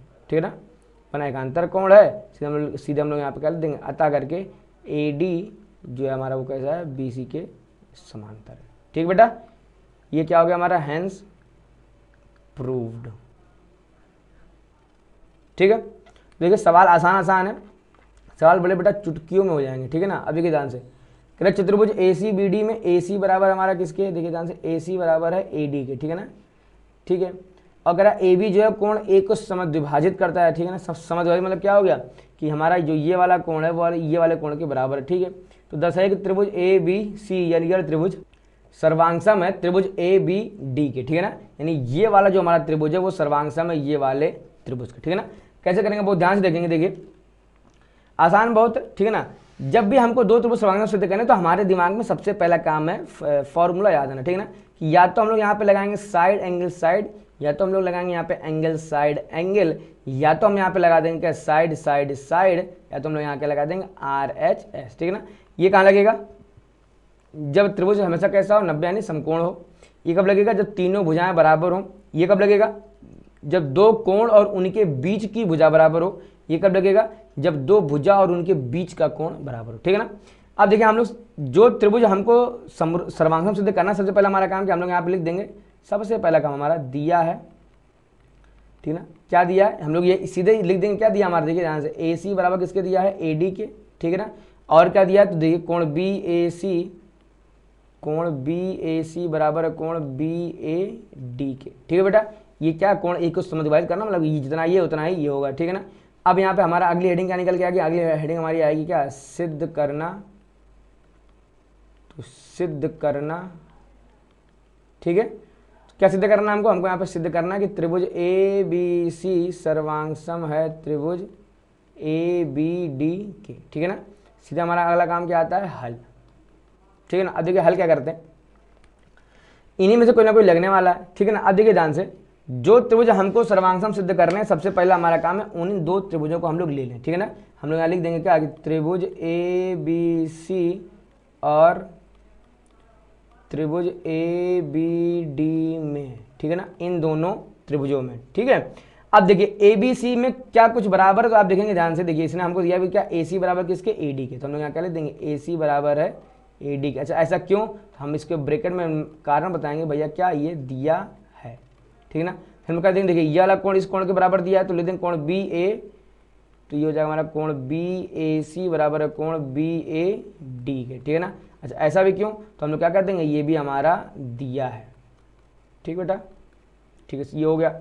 अब देखिए अगर मैं लिख दूं इसका जो है, इस त्रिभुज में भुजा AB जो है वही भुजा AB इसमें भी है, देखिए ध्यान से ना, जो ये वाली जो हमको भुजा दिख रही है, ये वाली भुजा ऊपर वाले त्रिभुज में भी है और ये वाली भुजा हमारी नीचे वाले त्रिभुज में भी है, ठीक है ना। जो भुजा हमारी कॉमन होगी वो भुजा हमारी कैसे हो जाएगी, एक दूसरे के इक्वल, ठीक है ना। हम लोग यहाँ पे क्या लिख देंगे इसके ब्रैकेट में, उभयनिष्ठ, क्या लिख देंगे इसके ब्रैकेट में, उभयनिष्ठ, ठीक है ना। आज हम लोग सीधे क्या लिख देंगे, यहाँ से हम लोग सीधे लिख देंगे भाई त्रिभुज ABC हमारा सर्वांगसम अंग किसके, त्रिभुज ABD के, ठीक है ना। ये दोनों त्रिभुज हमारा कैसे हो गए, सर्वांगसम। अच्छा कैसे हो गए, हमने कारण भी बताना पड़ेगा। देखिए हमने यहाँ क्या प्रूव किया, साइड, फिर एंगल, और फिर क्या प्रूव किया, साइड। हम लोग यहाँ क्या देंगे, SAS सर्वांग समता से, ठीक है। ये हमारा क्या होगा, त्रिभुज ABC सर्वांग त्रिभुज ABD के, ये हमने प्रूव कर दिया। अच्छा एक चीज हमसे वो पूछा कि BC और BD के बारे में आप क्या कह सकते हो। अभी जो BC और BD है क्या, ये कैसे हैं, ठीक है ना। आप देखिए ध्यान से, BC और BD हमारे कैसे दूसरे के इक्वल है, कैसे हम लोग कह देंगे, देखिए यहाँ से इसका दूसरा तीसरा मतलब BC बराबर है इसके दूसरे तीसरे, कितना बराबर है 23 ने BD के, कितने किसके बराबर है, ये BD के बराबर, ठीक है ना। तो ये हम लोग ब्रैकेट में देंगे, क्यों, ये कहाँ से आ गया, तो हम लोग देंगे CP/CT से, ठीक है ना बेटा। ये था, देखिए सवाल आपको बड़े बड़े आसान से आसान मिलने वाले, क्योंकि मैं इतना लिख के दिखा रहा हूँ इसलिए ये अभी भी कठिन लग रहा है। देखिए सबसे पहला काम हमारा क्या, जो दिया है हम लोग सबसे पहले उसको लिखेंगे क्या, कि हमको यहाँ पे गिवन क्या क्या है, ठीक है ना, लिख दिया हमने, दिया क्या है। इसका हम लोग यहाँ पे लिखेंगे क्या, कि सिद्ध करना है, क्या लिखेंगे हम यहाँ पे, सिद्ध करना है, ठीक है ना। तो क्या सिद्ध करना है, जो दिया हम लोग यहाँ पे उठा के यहाँ पे मेंशन कर देंगे, ठीक है ना। सीधा हम लोग आते हैं किसके ऊपर, हल के ऊपर।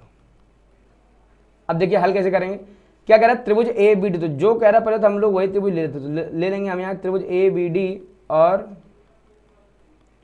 त्रिभुज BAC में, ठीक है ना। अब इन दोनों त्रिभुज हम लोग को देखें, तो सबसे पहले हमारा एक काम करते हैं कि इन दोनों त्रिभुजों को पहले हम लोग अलग कर लेते हैं, ठीक है ना। ABD देखा, तो ये है आपका A, ये है B, और ये हमारा कैसा है, ये हमारा है एकदम D, ठीक है ना। फिर अगला हमसे क्या कह रहा है, अगला हमसे इसमें कह रहा है ABD हो गया हमारा, कह रहा है BAC, ठीक है ना। ये हमारा कितना हो जाएगा, BA, और ये कितना हो जाएगा C, ठीक है ना बेटा। ये हमारा क्या हो गया, BAC, ठीक है ना। अब देखिए ABD में क्या कुछ बराबर है, तो ABD में अगर हम कहते भैया AD जो है, भाई देखो इसने दिया था AD बराबर हमारे किसके, BC के, ठीक है ना। तो ऐसा क्यों, तो हम लोग यहाँ पे फिर से मेंशन कर देंगे, यहाँ पे क्या दिया है, क्या लिख देंगे, दिया है, ठीक है ना। अच्छा AD बराबर क्या दिया था, BC दिया था। अच्छा देखिए कुछ कोण भी बराबर दिया, कोण क्या बराबर, कोण डी ए बी, कोण डी ए, तो इसका कोण डी ए बी बराबर है इसका कोण सी बी ए के, ठीक है ना, बराबर क्यों भैया, ये भी दिया हुआ है, ये भी कैसे हमारा, ये है कोण सी बी ए, ठीक है ना, डी ए बी जो हमारा ये वाला पूरा कोण सी बी ए के हमारा बराबर है, ठीक है, ले हो गया। तो ये हमारा साइड हो गया, एक हमारा क्या हो गया, एंगल हो गया, ठीक है ना। अब अगर हम लोग ध्यान से देख लें, हम कहते हैं भैया ए बी जो है वो इसमें भी है और ए बी जो किसमें है वो इसमें भी है, ठीक है ना। ये क्यों, तो हम लोग फिर से यहाँ पे लिख देंगे, मेंशन कर देंगे क्या, उभयनिष्ठ, ठीक है ना। सीधे हम लोग क्या लिख देंगे यहाँ से, त्रिभुज ए बी डी सर्वांगसम, क्या हो जाएगा, सर्वांगसम है त्रिभुज बी ए सी के, ठीक बेटा। अगला हमसे देखिए क्या कह रहा है, हमसे कह रहा है इसमें प्रूफ करो बी डी बराबर ए सी, क्या बी डी बराबर ए सी, तो हम ध्यान से देखेंगे क्या, देखिए इसका पहला दूसरा तीसरा यानी क्या हम लोग ले लेंगे, अगर हम लोग यहाँ ले लेंगे दूसरा तीसरा तो इसके भी दूसरे तीसरे के बराबर यानी क्या, ए सी के बराबर होगा, ठीक है ना। तो क्या ऐसा है क्या, तो ऐसा बिल्कुल हम लोग यहाँ सीधे क्या ले देंगे, बी डी बराबर है किसके, हमारा ए सी के, क्यों बराबर है, तो हम लोग यहाँ पे क्या वो देंगे मेंशन, तो सी पी सी टी से, ठीक है ना। ये तो होगा हमारा, ये कह रहा है अगला ए बी डी बराबर कोण बी ए सी, देखिए कोण ए बी डी, ठीक है ना, यानी इसका जो कोण ए बी डी है वो इसके कोण बी ए सी के बराबर है, ठीक है ना। ये हमारा क्या हो गया, ये हमारा हो गया सेकंड थर्ड हैंस प्रूव्ड, बोलो ठीक बेटा, ये हमारा क्या हो गया, थर्ड प्रूव्ड हो गया, ठीक है ना। ये हमें प्रूव करना था, देखिए बी डी बराबर ए सी, ठीक है ना, कोण ए बी डी बराबर कोण बी ए सी, और ये हमारा हो गया। अच्छा यहाँ पे देखिए हमको कारण, जब हमने सर्वांगसमता प्रूफ किया है तो हमको कारण भी उसको बताना पड़ेगा, ठीक है ना। तो कारण हमने क्या बताएंगे यहाँ पे, यहाँ हमने क्या लगाया, यहाँ हमने लगाया साइड एंगल साइड सर्वांग समता से, सर्वांग समता से, ठीक है बेटा। अगला क्या कह रहा है रेखाखंड ए बी एक अन्य रेखाखंड सी डी के समांतर, ठीक है ना। देखिए क्या कह रहा है, ये जो ए बी है ना, ये जो हमारा ए बी है ये हमारा सी डी के समांतर है, ये ए बी ये सी डी के समांतर है। और कह रहा ओ जो है वो रेखाखंड ए डी का मध्य बिंदु, ओ कहाँ है देखिए ध्यान से, ये हमारा ओ है, कह रहा है ये जो है इस पूरे का मध्य बिंदु, तो पूरे का मध्य बिंदु का मतलब क्या होगा कि आधा भाग ये इस आधे भाग के बराबर होगा, ठीक है। क्या दर्शाइए कि त्रिभुज ए ओ बी यानी कि ये वाला त्रिभुज डी ओ सी यानी ये दोनों त्रिभुज हमारे कैसे हैं, सर्वांगसम है। और फिर ये भी देखा, ये तो हमारा देखिए सीपीसीटी से प्रूफ हो जाएगा, ठीक है ना। तो हमारा काम क्या है, सबसे पहले हमारा काम ये कि इस दोनों त्रिभुजों को क्या सिद्ध करना, सर्वांगसम सिद्ध करना, ठीक है ना। तो दिया है सिद्ध करना, वो आप लिख लेंगे। हमारा सीधे काम क्या, डायरेक्ट हम लोग यहाँ करते हैं हल, क्या कर देंगे, तो इन दो त्रिभुजों को हमें सिद्ध करना। सबसे पहले हम क्या करेंगे, हम लोग यहाँ लिखेंगे त्रिभुज ए ओ बी और त्रिभुज डी ओ सी में, ठीक है ना। जिन दो त्रिभुजों को हमें सिद्ध करना है हम उन्हीं दो त्रिभुजों को ले लेंगे, ठीक है ना। अब देखिए ए ओ बी में ये जो भुजा ओ ए है, जो भुजा हमारी ओ ए है वो बराबर है किसके, ओ डी के। ओ ए किसके बराबर है, हमारा ओ डी के। क्यों, तो हम लोग यहाँ पे क्या लिख देंगे भैया, ये हमारा दिया है, लिख दिया, ठीक है। अब एक और ध्यान से देखिए, कह रहा एक अन्य रेखाखंड सी डी के समांतर, देखिए ध्यान से, ये और ये दोनों रेखाएं कैसे हमारी समांतर हैं, तो हम ये कह सकते हैं ना कि हमारा जो ये वाला कोण है वो ये वाले कोण के बराबर होगा। क्यों, क्योंकि एकांतर कोण है, ठीक है ना। और जो हमारा ये वाला कोण है, ये वाला कोण भी हमारा किसके बराबर होगा, हमारे इसके बराबर होगा। क्यों, क्योंकि ये इसका एकांतर है, ठीक है ना। तो यानी हमारे दो कोण बराबर हो गए। अब देखिए ध्यान से, ओ ए बराबर हो गया ओ डी, यानी एक भुजा हमने बराबर कर दी। अब हमारा काम क्या, हम लोग यहाँ लिख देंगे कि कोण ओ ए बी मतलब देखिए ओ ए बी यानी ये वाला जो है वो किसके बराबर, ओ डी सी के बराबर है, किसके, कोण ओ डी सी के। क्यों, हम लोग यहाँ लिख देंगे एकांतर कोण, क्या लिख देंगे हम लोग यहाँ पे सीधे एकांतर कोण। अगला सीधा ऐसे क्या लिख देंगे, कोण ओ बी ए मतलब ओ बी ए यानी ये वाला जो है वो ओ सी डी यानी इस वाले के बराबर है, बराबर क्या हो जाएगा, कोण ओ सी डी, ठीक है ना। ये भी क्यों, तो एकांतर कोण, ठीक है बेटा। अब देखिए दो कोण बराबर हो गए और इनके बीच का क्या है, एक साइड। अब देखिए ध्यान से, क्या ये जो साइड बराबर है क्या इन दोनों कोणों के बीच का है, आप कहेंगे नहीं, ठीक है ना। अगर ये साइड अगर इन दोनों के बीच का होता तो हम लोग क्या लिखते, हम लोग यहाँ पे लिखते एंगल साइड एंगल, लेकिन ये जो साइड है वो इनके बीच का नाम क्या है, इनके बाहर का है। तो हमने को बताया था ना कि एंगल साइड एंगल को एक नाम और हम लोग देते हैं क्या, एंगल साइड नाम देते हैं। क्यों, क्योंकि तीसरा कोण ऑटोमेटिक स्वतः बराबर हो जाता है, ठीक है ना। तो ये क्या होगा हमारा एंगल साइड, ठीक है ना। हम लोग यहाँ सीधे क्या लिख देंगे भैया, हमारा जो ट्रायंगल ए ओ बी है वो सर्वांग सम हमारा किसके, त्रिभुज DOC के, ठीक है ना। तो किस सर्वांग समता के नियम से हमने सिद्ध किया, हमने यहाँ लिख देंगे एंगल साइड सर्वांग समता से, सर्वांग समता से, ठीक बेटा। अगर देखिए हमको क्या प्रूव करना है, ओ रेखाखंड BC का मध्य बिंदु है। अब अगर हमें इसको मध्य बिंदु प्रूव करना है, इसका मतलब क्या हो गया कि हम ये प्रूव कर दें OC बराबर किसके, OB के। भाई अगर ये दोनों भाग अगर बराबर है आपस में, तो इसका मतलब क्या होगा, ये जो हमारा इस पूरे का मध्य बिंदु पे है, ठीक है ना। तो यानी हम OC बराबर OB लेना। अब ध्यान से देखेंगे, देखिए इसका जो OB है, OB मतलब इसका दूसरा तीसरा, इसके दूसरे तीसरा यानी OC के बराबर होगा। क्यों बराबर होगा, तो सर्वांगसम त्रिभुजों के संगत भाग बराबर होते हैं। इसको हम लोग शॉर्ट फॉर्म में क्या लिख देंगे, CP/CT से, ठीक है ना बेटा। देखिए आपने जो हमें ये जो प्रूव करना था, ये हम प्रूफ आसानी से कर पाए CP/CT लगा के। क्यों, क्योंकि हमने इसको अच्छे से पहले प्रूफ कर लिया था, ठीक है ना बेटा। अगर देखिए क्या कह रहा है AB एक रेखाखंड है और रेखा L इसका कैसा है, लंब समद्विभाजक। देखिए बहुत ध्यान से देखिए, यहाँ पे वर्ड छुपा है लंब और क्या छुपा है, समद्विभाजक, ठीक है ना। देखिए AB एक रेखाखंड है, ये कोई रेखा है AB, रेखा L, ये जो हमने रेखा L खींचा है, ये क्या है, इसका लंब समद्विभाजक, मतलब ये रेखा इसके ऊपर 90 भी है, तो हम लोग यहाँ लिख देंगे ये कितना हमारा 90 है, ठीक है ना। कैसा समद्विभाजक भी हम समझ, मतलब कि हमारा ये वाली जो भुजा है वो ये वाली भुजा के बराबर है। समद्विभाजक मतलब कि समदन द्विभाजक, तो दो बराबर भागों में बांटना, ठीक है ना। समझ आपको, रेखा L ने किया क्या है, AC के ऊपर लंब भी है और AC मतलब AB के ऊपर लंब भी है और AC और BC बराबर भी हैं, ठीक है ना। तो हमारा सबसे पहला हमारा काम क्या होता है, यहाँ पे दिया है, क्या है, दिया है, ठीक है ना।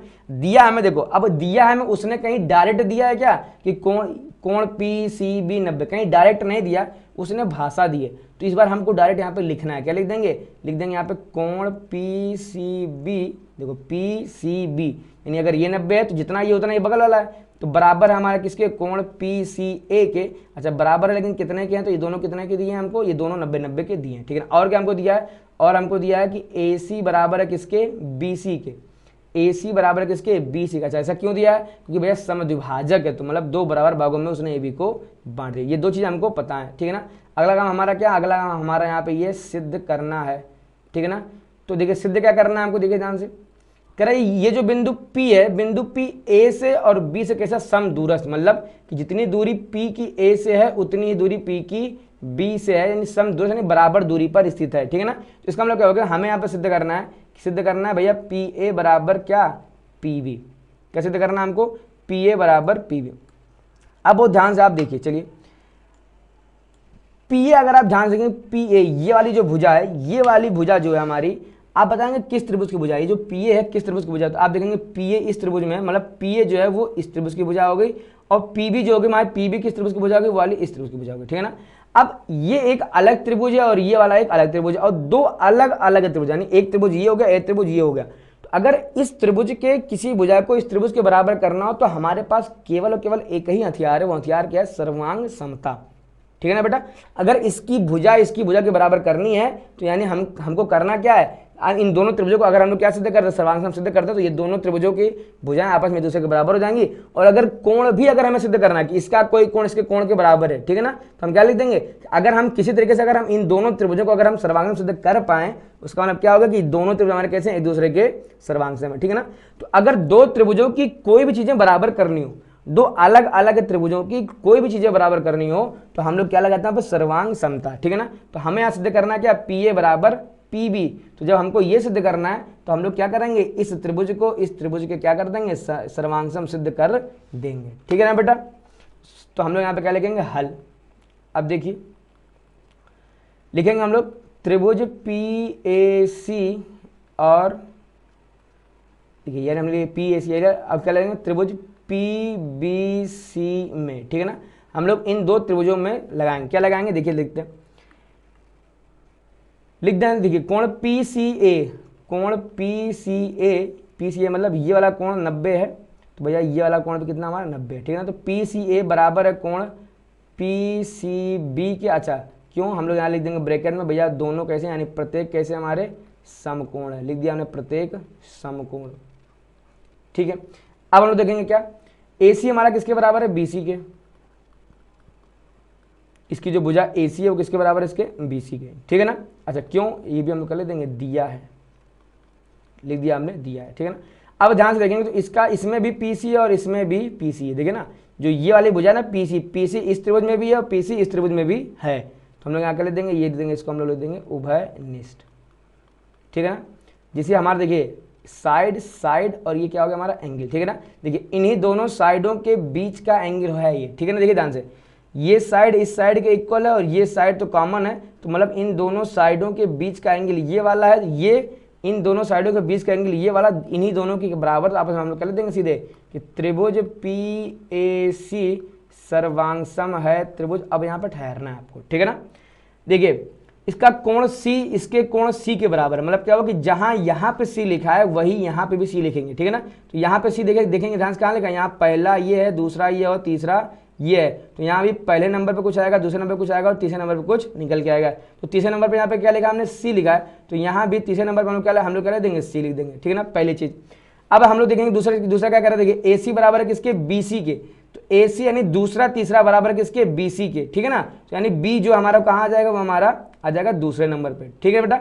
अब इस त्रिभुज में देखिए हमने BC तो लिख दिया, हाँ अब हमारा बचा क्या, यहाँ पे P बचा, ये हमारा क्या हो गया, PBC, ठीक है ना। देखिए बेटा अगर आपने इन त्रिभुजों को लिखने में गलती कर दी, अगर इन दोनों त्रिभुजों को अगर लिखने में गलती अगर आपने कर दी तो आप CPCT सही लगा नहीं पाएंगे, ठीक है ना। तो इसलिए आपको यहाँ पे हल्का सा जब आप ठहरेंगे ना 10 सेकंड के लिए, 20 सेकंड के लिए, उससे आपकी CPCT आप एकदम सही से लगा पाएंगे, ठीक है ना। तो हमने यहाँ पे क्या लगाया, हमने यहाँ पे नियम लगाया साइड एंगल साइड सर्वांग समता से, ठीक है बेटा, साइड एंगल साइड सर्वांग समता, ठीक है ना। अच्छा अब देखिए हमको यहाँ पे प्रूफ करना था, देखिए PA बराबर PB। अब देखिए ध्यान से PA यहाँ पे क्या दिख रहा है ना, PA पहला और दूसरा, तो इसका जो PA यानी पहला दूसरा वो किसके पहले दूसरे के बराबर होगा, यानी किसके बराबर होगा, PB के।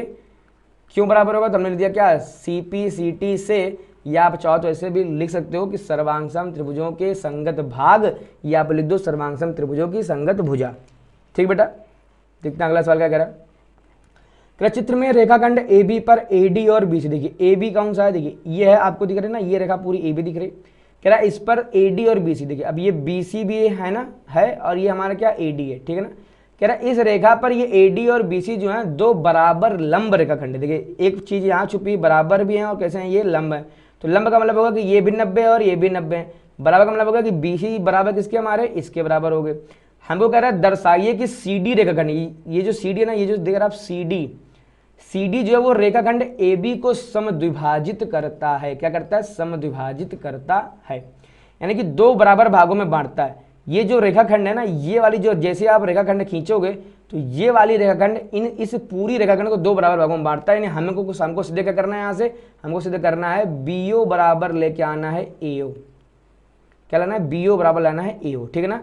ये क्या करना है हमको, ये हमको सिद्ध करना है, ठीक है ना। क्या क्या दिया है वो आप सब लोग लिख लेना। क्या दिया है, सबसे पहला कि भैया BC बराबर AD के और ये वाला कोण बराबर किसके, ये वाले कोण के, ठीक है बेटा। अच्छा अब देखिए हम लोग करेंगे क्या,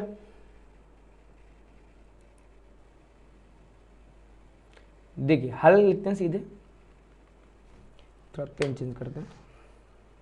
देखिए क्या करेंगे हम लोग, देखिए ये वाला कोण तो ये वाले कोण के बराबर है, हमारा एक कोण तो बराबर हो गया, ठीक है ना। अब अच्छा ये वाला साइड बराबर है, कौन सा साइड, ये वाला साइड हमारे ये वाले साइड के, थोड़ा सा चित्र बड़े साफ कर दें, ज़्यादा समझ आएगा। देखिए ध्यान से, कह रहा है ये वाला कोण इस कोण के बराबर है, ये वाला साइड इस साइड के बराबर है, ठीक है ना। यानी हमको एक तो एंगल मिल गया है और एक हमको क्या मिल चुका है, साइड, ठीक है ना। तो या तो हम एंगल साइड एंगल लगाएंगे या तो मैं लगाऊंगा साइड एंगल साइड, ठीक है ना। देखिए यहाँ भी एक कोण एक भुजा मिल चुका है, यहाँ भी एक कोण एक भुजा।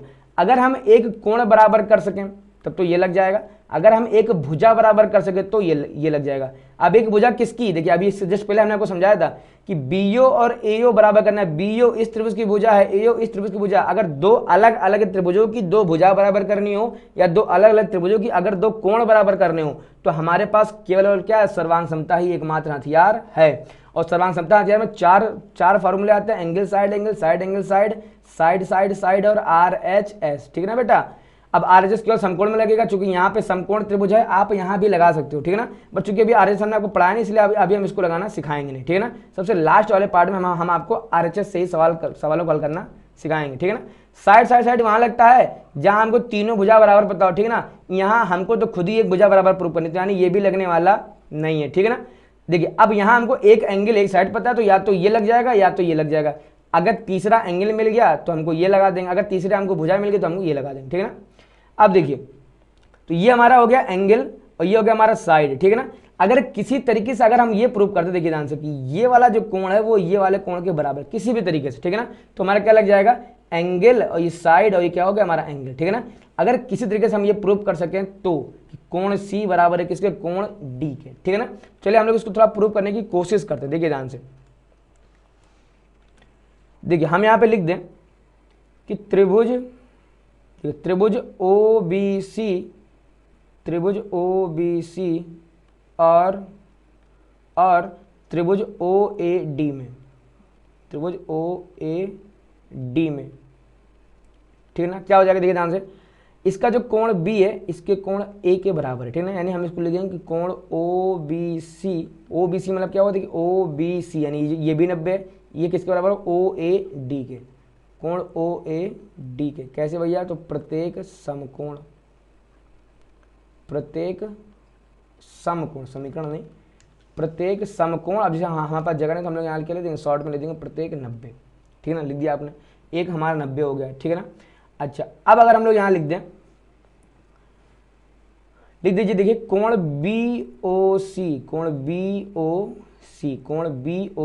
यानी ये वाला जो कोण है वो हमारा बराबर होगा ये वाले कोण के, ठीक है ना। तो इसका हम लोग क्या नाम लिख देंगे, BOC बराबर है कोण AOD के, अच्छा ये क्यों बराबर है, हम लोग यहाँ लिख देंगे ब्रैकेट में क्या, ये हमारा शीर्षाभिमुख कोण, क्या है हमारा ये शीर्षाभिमुख कोण, ठीक है ना। देखिए दो कोण बराबर हो गए, ठीक है ना। अच्छा एक साइड भी बराबर है, साइड कौन सी हमारे बराबर है, देखिए इसकी जो भुजा BC है वो इसकी भुजा AD के बराबर है, ठीक है ना, ये भी क्यों दिया है। अब देखिए ध्यान से, हमने क्या कहता है, अगर हम ये प्रयास कर दें कि कोण C बराबर हो जाए कोण D के, तो एंगल साइड एंगल लग जाएगी, ठीक है ना। तो क्या लग जाएगा हमारा एंगल साइड एंगल। लेकिन एक चीज हमारे पास और भी तो होता है ना, कौन सा होता है, कि एंगल साइड एंगल का ही दूसरा नाम क्या होता है, एंगल साइड। कोई भी दो कोण बराबर हो और एक भुजा कोई भी बराबर हो जाए। देखिए ध्यान से, अब हमने क्या किया, हमने यही कि एक कोण ये बराबर कर दिया, एक कोण ये बराबर कर दिया और एक भुजा बराबर कर दी, ठीक है ना। तो अब हम लोग एंगल साइड एंगल ना इसको नहीं लगाएंगे, किसको लगा देंगे, एंगल साइड को। तो सीधे हम लोग यहाँ क्या कितना ले देंगे कि त्रिभुज OBC सर्वांगसम है त्रिभुज OAD, ठीक है ना।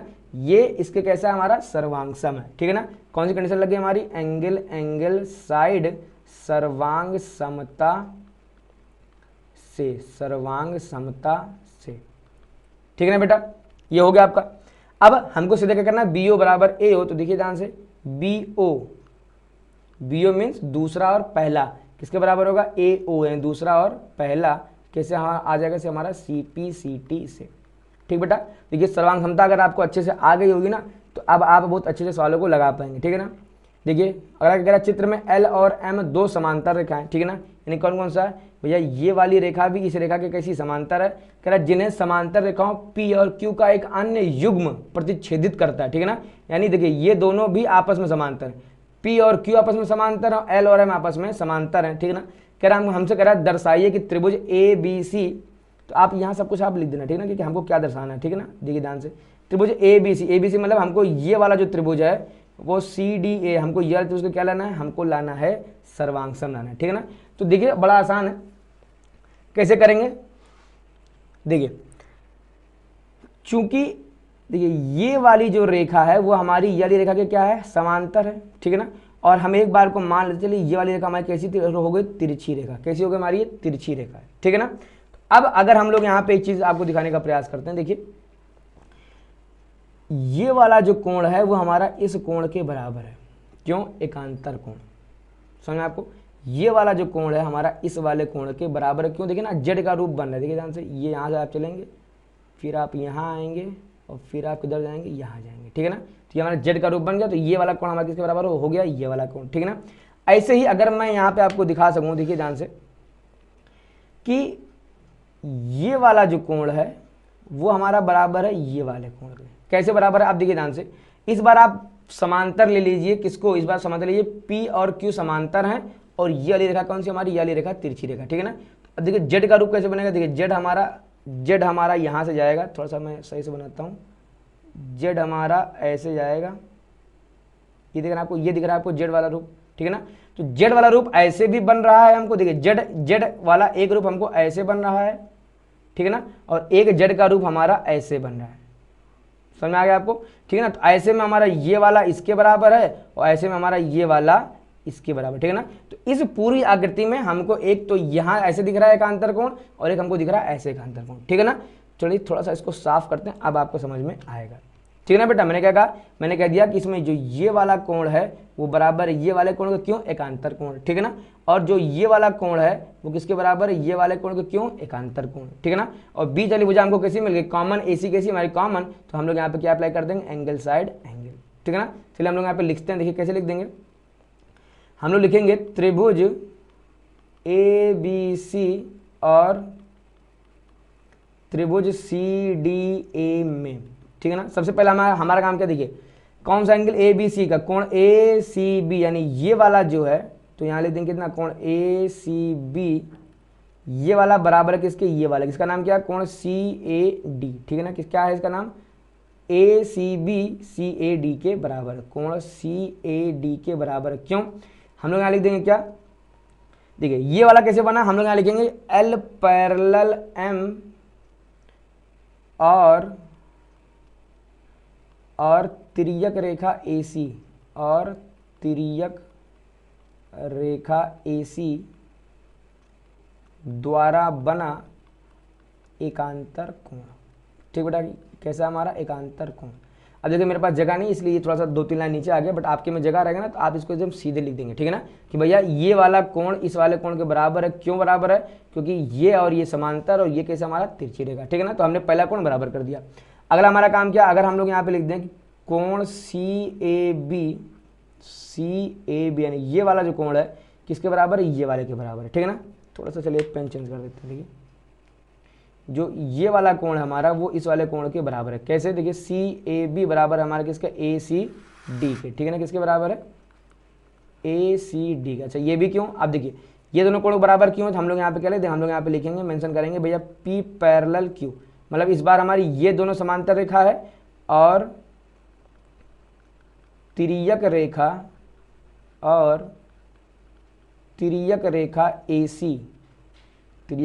AC द्वारा बना एकांतर कोण, ठीक है ना।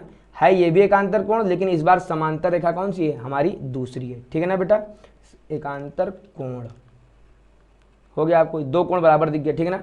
अच्छा अगर मैं यहाँ पे एक चीज और लिख दूं, भैया AC बराबर है किसके, AC के, क्यों, हम लोग यहाँ पे मेंशन कर देंगे भैया ये दोनों कैसे हमारे, ये दोनों उभयनिष्ठ है, कॉमन है, दोनों ही ट्रायंगल में हमारे ये मौजूद हैं। सीधे हम लोग यहाँ पे क्या लिख देंगे कि भैया आता त्रिभुज ABC हमारा कॉन्ग्रुएंट हो गया इसके त्रिभुज CDE के, ठीक है ना।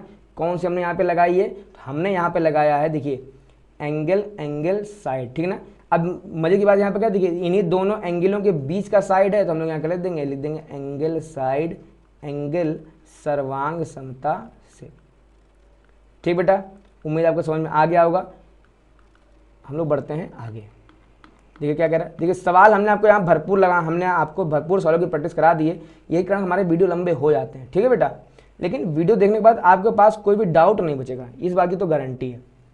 कह रहा है रेखा L जो कोण A को समद्विभाजित करती है, तो आप ध्यान से देखिए जो ये रेखा L जा रहा है ना, ये इस पूरे कोण को समद्विभाजित कर रही है। तो समद्विभाजित का मतलब क्या हो गया, हमारा जो ये वाला कोण है वो हमारा ये वाले कोण के बराबर हो गया, क्योंकि समझ में 2 बराबर भागों में बांट रही है। और B कह रहा है ये कोई B जो है वो रेखा L पर स्थित कोई बिंदु है, BP और BQ कोण A की भुजाओं पर B से डाले गए लंब है, ठीक है ना, यानी ये लंब डाल रहा है, दर्शाए कि त्रिभुज APB यानी ये नीचे वाला जो त्रिभुज है ये वाला और AQB ये ऊपर वाले त्रिभुज का कैसा हमारा समरूप है। देखिए अब बड़ा आसानी से हो जाएगा, देखिए ध्यान से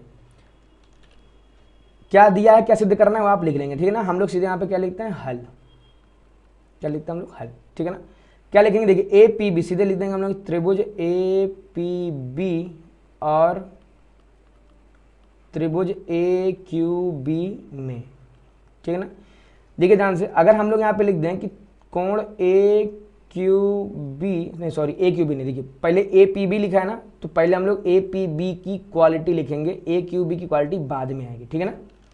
ठीक है ध्यान से, तो कोण APB बराबर है किसके, कोण AQB के, कोण ए क्यू बी के क्यों बराबर है, हम लोग यहाँ पे मेंशन कर देंगे क्या, प्रत्येक समकोण, प्रत्येक कैसा हमारा ये समकोण, ठीक है ना।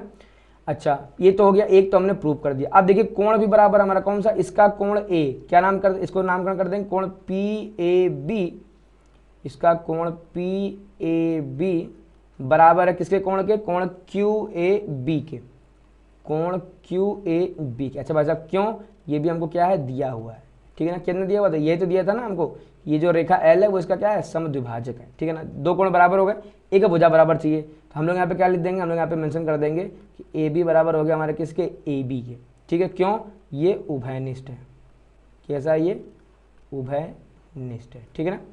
अब हम सीधे क्या लेते हैं यहाँ से, देखिए त्रिभुज ए पी बी सर्वांगसम है त्रिभुज। हमने कहा था आपको जब भी हम लोग सर्वांगसम लिखेंगे तो थोड़ा सा रुकेंगे, ठीक है ना। अब देखिए उसने हमको यहाँ बोल ही रखा था कि ये त्रिभुज सिद्ध करना है, तो यहाँ रुकने का कोई सेंस नहीं बनता।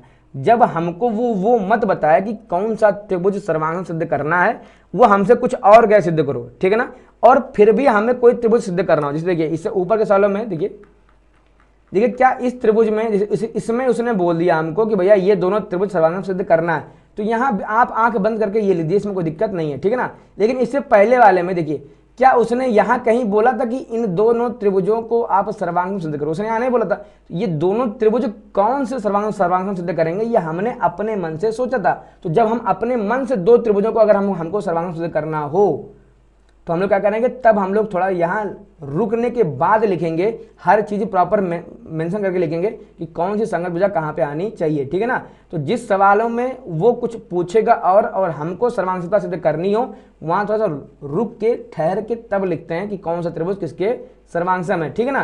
लेकिन जिस सवालों में हमको वो दे दे कि सिद्ध करो ये इसके कैसा सर्वांगसम है, तो वहाँ हमें ठहरने की जरूरत नहीं है। हम क्या करते हैं, सीधे लिख देंगे त्रिभुज ये वाला सर्वांगसम किसके हो गया हमारा, त्रिभुज ए क्यू बी के, ठीक है ना। यहाँ ठहरने की कोई जरूरत नहीं है। हमने यहाँ पे क्या लगा, देखिए एंगल साइड है ना, ये एंगल और ये साइड, ठीक है ना। एंगल साइड एंगल नहीं लगाएंगे, क्यों, क्योंकि देखिए एंगल और एंगल के बीच का साइड नहीं है, एंगल और एंगल के बाहर का साइड है, ठीक है ना। तो हम लोग यहाँ क्या लगा देंगे, एंगल साइड सर्वांग समता से, ठीक बेटा, हो गया है। अब हमसे ये तो हमने हो गया पहला प्रूफ, तो आप चाहो तो यहाँ पे लिख देना क्या, फर्स्ट प्रूव्ड, ठीक है।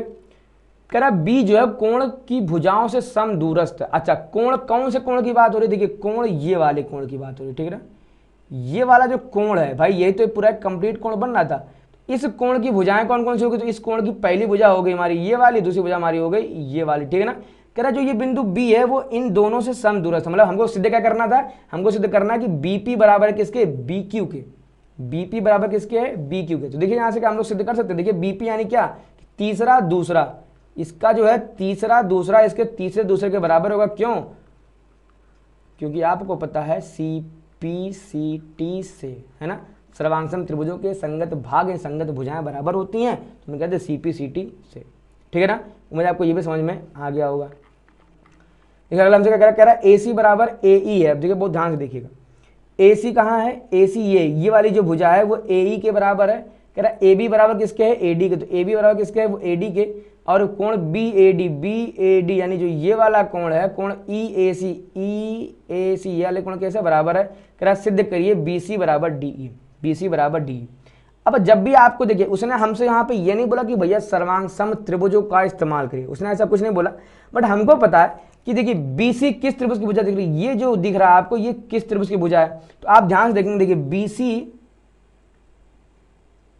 इस त्रिभुज की आपको भुजा दिख रही होगी, किस त्रिभुज की, ए बी और सी, ठीक है ना। ये बीसी का क्या है, बीसी त्रिभुज ए बी सी की भुजा, यानी ये किसकी भुजा हमको दिख गई, ये हमको दिख गई है त्रिभुज ए बी सी की भुजा है। अब ऐसे हम लोग ध्यान से देखेंगे डीई जो है हमारी किस त्रिभुज की भुजा है, ठीक है ना। तो जो ये डीई देखिए ध्यान से देखिए, ये हमारा क्या है, ये है हमारा डीई, ठीक है ना। तो ध्यान से देखेंगे तो डीई जो है वो हमारा त्रिभुज ए डी ई की भुजा है, ठीक है ना। अब हमने आपको बताया था, देखिए ये एक त्रिभुज अलग है, ये त्रिभुज अलग है, और दो अलग अलग त्रिभुजों की अगर दो भुजाएं बराबर करनी हो तो हमारे पास क्या हथियार है, केवल और केवल सर्वांग समता, कि नहीं? हमारे पास केवल हथियार क्या? सर्वांग समता। अब हमें हमारा बस पूरा फोकस करना चाहिए इन दोनों त्रिभुजों को हम क्या प्रूफ कर दें? सर्वांग सम प्रूफ कर दें तो हमारा काम बन जाएगा, ठीक है ना। अब बहुत ध्यान से देखेंगे, देखिए इसकी जो भुजा ए बी है वो इसकी भुजा ए बी के बराबर है, ए डी के बराबर है, ठीक है ना। तो एक भुजा बराबर दिख गई। इसकी भुजा जो ए सी है ना, ये ए सी वाली इसके बराबर है, तो हमको ये भी दिख गया, ठीक है ना। अब हमको यहाँ पे एक चीज और चाहिए, हमको दो भुजाएं तो बराबर दिख गई हैं, दो भुजाएं हमको बराबर दिख गई ना। देखिए कौन कौन सी भुजा हमको दिख गई बराबर? यहाँ दिख गई, शॉर्ट में समझा रहे हैं। ए बी बराबर किसके दिख गई? ए बी बराबर हमको दिख गई है ए डी के, और इसका जो है ए बी ए डी के बराबर, इसका हमारा ए सी जो है वो किसके बराबर है? वो हमारा ए ई के बराबर। दो भुजा बराबर, इनके बीच का कोण बराबर होना चाहिए। किसके बीच का? अब आप चेक करो ए बी और ए सी के बीच का कोण कितना है। तो ये ए बी है और ये क्या हमारा ए सी। तो ए बी और ए सी के बीच का जो कोण है वो पूरा यहां से लेके यहां तक है, ठीक है ना। पूरा आप जान सके यहां से लेके यहां तक का है। और ए डी और ए ई के बीच का कोण क्या? देखिए ए डी और ए के बीच का कोण हमारा क्या है? वो पूरा यहां से लेके यहां तक है, ठीक है ना। देखिए बीच में जो ये भाग है, थोड़ा सा मैं जूम करने का प्रयास करूं, देखिए ध्यान से। देखिए हमको जो दिया हुआ था बेटा, हमको उसने केवल यहां से लेके यहां तक का पार्ट इक्वल दिया था और यहां से लेके यहां तक का पार्ट हमको इक्वल दिया था। ये जो बीच में थोड़ा सा भाग है ना, ये हमको इक्वल नहीं दिया गया था, ये हमको इक्वल नहीं दिया गया था। अगर आपको अभी कंफ्यूजन, तो ये काम हम लोग करते हैं, पहले हम इस पूरे चित्र को साफ करते हैं, फिर से आपको समझाने का प्रयास करते हैं। देखिए ध्यान से मैं क्या कह रहा हूं, मैं कह रहा हूं कि हमको, देखिए हमको चाहिए ये पूरा कोण, ये वाला पूरा जो कोण है हमको बराबर करना है, ये वाले पूरे कोण के बराबर करके लाना है। क्यों? क्योंकि ये वाला जो पूरा कोण है ना, ये ए बी और ए सी के बीच का है, और जो ये वाला पूरा कोण है वो वो ए डी और ए ई के बीच का है, ठीक है ना। लेकिन हमको पूरा कोण उसने बराबर नहीं दिया है, ठीक है ना। उसने हमको बराबर दिया केवल यहां से लेके यहां तक का बराबर दिया है, और यहां से लेके यहां तक का भाग उसने हमको केवल बराबर दिया, ठीक है ना। ये जो बीच में आप देख रहे हैं, थोड़ा सा मैं फोकस करूं, देखिए ध्यान से। ये जो बीच में आप हल्का सा जो ये टुकड़ा देख रहे हैं ना आप, ये क्या दिखा रहा है? ये वाला भाग हमारा बराबर नहीं है, ठीक है ना। यानी कि अगर हमको ये पूरा कोण बराबर करना है तो हमको ये वाला जो ये छोटा सा छूटा है ना, हमको ये भी बराबर करना पड़ेगा। समझ में आ रहा है आपको? समझ में आ नहीं आया? ये छोटा सा जो कोण है, ये वाला इलाका इसमें भी कम है और ये वाला इलाका इसमें भी कम है, ठीक है ना। तो अब हम कैसे प्रूव करेंगे कि ये दोनों कोण हमारे बराबर हैं? सारा खेल हमारा उसी का है, ठीक है बेटा। चलिए हम लोग करते हैं, देखिए कैसे करेंगे। सबसे पहले इसको भी चलिए हम लोग साफ करते हैं। देखिए हम लोग यहाँ पे लिख दें, सबसे पहला काम हमारा क्या है यहाँ पे? हल, ठीक है ना।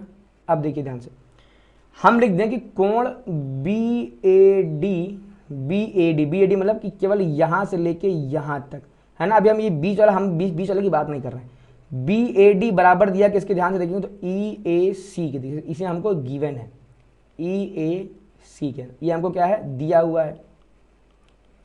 फिर ये दोनों कोण हमको बराबर दिए हैं। अगर हम यहाँ लिख दें कि दोनों पक्षों में, क्या लिख दें यहाँ पे? दोनों पक्षों में क्या जो, देखिए हमको कमी क्या दिख रही है? हमको दिख रही है कमी कोण डी ए सी की। डी ए सी मतलब हमको ये वाले कोण की कमी दिख रही है, ठीक है ना। दोनों पक्षों में कोण डी ए सी जोड़ने पर, कोण डी ए सी क्या करने पर? जोड़ने पर। तो हम लोग यहाँ भी ऐड कर देंगे तो हो जाएगा कोण बी ए डी प्लस का कोण डी ए सी बराबर क्या हो जाएगा? कोण ई ए सी प्लस का कोण डी ए सी, ठीक है ना।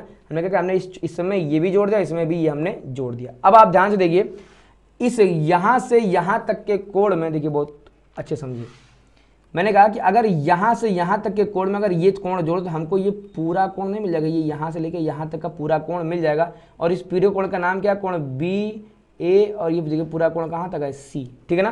तो हमको यहाँ से क्या दिख गया? कोण बी ए सी। तो कोण बी ए डी में जब हम जोड़ देंगे कोण डी ए सी, हमको यहाँ से क्या मिल जाएगा? हमको ये मिल जाएगा आपका बी ए सी। तो ये हमारा हो गया कोण बी ए सी। ये किसके बराबर हो जाएगा हमारा? देखिए ई ए सी। अब देखिए ध्यान से, इसमें अगर हम लोग ये छोटा सा पार्ट जोड़ देंगे तो हमको ये पूरा यहाँ से लेके यहाँ तक का भाग दिख जाएगा, ठीक है ना। यहाँ से यहाँ तक का मतलब देखिए ध्यान से, यहाँ से यहाँ तक मतलब कि ये हो जाएगा ई ए, और ये पूरा देखिए ई ए डी, ठीक है ना। ये हमारा क्या दिख जाए? ई ए डी। तो हम लोग यहाँ पे मेंशन कर देंगे कोण ई ए डी, ठीक है ना। इसको मैंने आप समीकरण नंबर 1, क्योंकि हमें इसी का इस्तेमाल करना है किसमें? सर्वांग समता को प्रूफ करने में, ठीक है ना।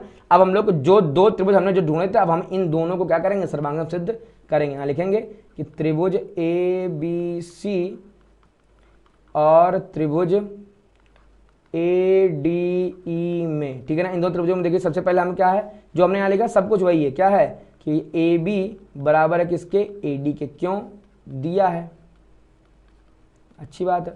फिर AC बराबर है किसके, AC बराबर हमारा AE के, भाई साहब ये भी क्यों, अगेन दिया है, ठीक है ना।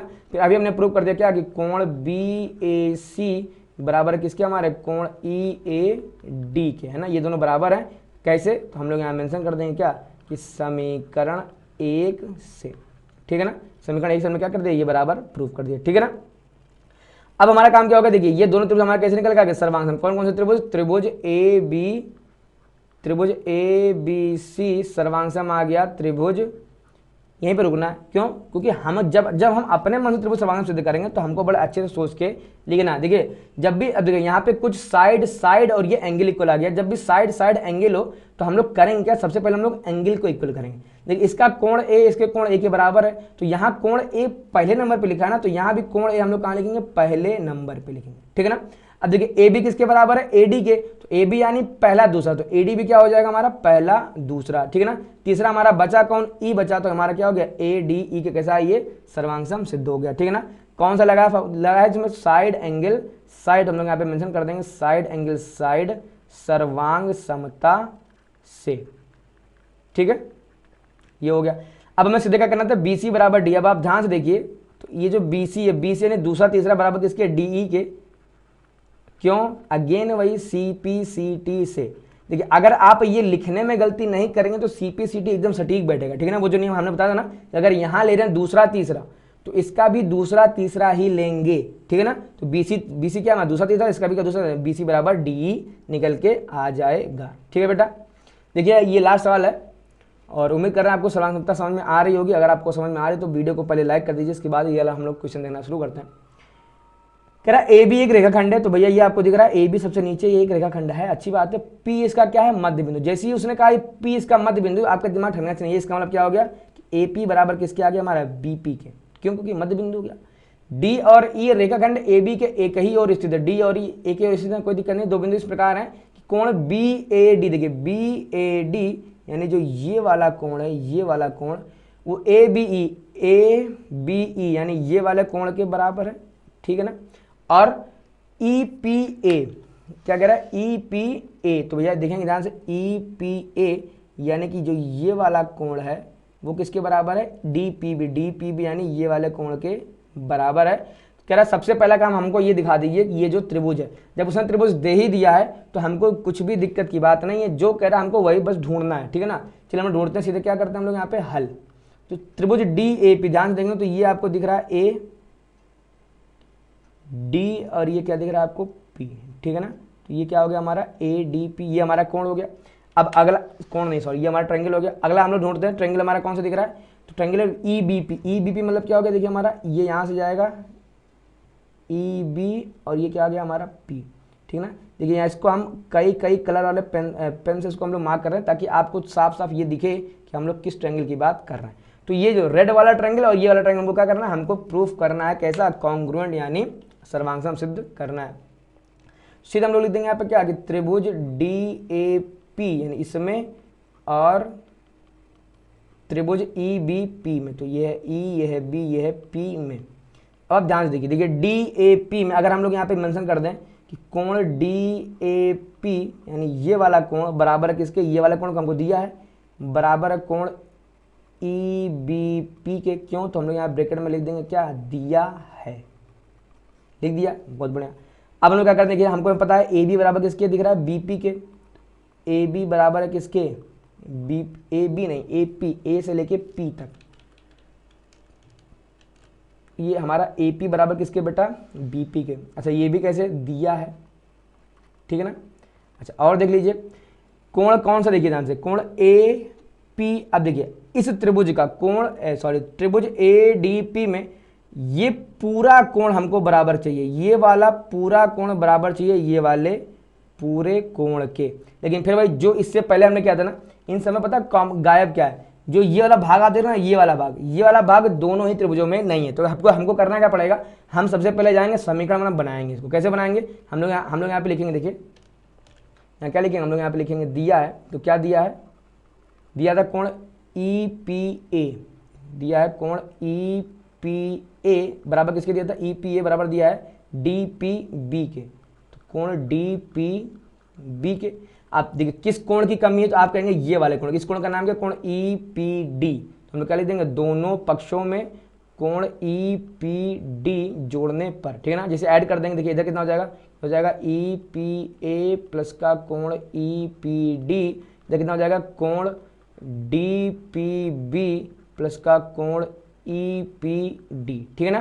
देखिए EPA, देखिए इसमें जब हम लोग ये ऐड कर देंगे तो हमको ये पूरा वाला कोण मिल जाएगा, है ना। ये पूरा कोण हमको, इस पूरे कोण का नाम क्या है, APD। क्या नाम है इस पूरे कोण का नाम, AP और D, ठीक है ना, ये नाम हो गया, ठीक है ना। ऐसे अगर हम लोग क्या कर दें, अगर हम लोग देखिए DPB मतलब अगर इस वाले कोण में अगर EPD यानी अगर ये वाला कोण जोड़ दें तो क्या मिल जाएगा, ये पूरा वाला कोण हमको मिल जाएगा। इस पूरे कोण का फिर से नाम क्या है, EPB।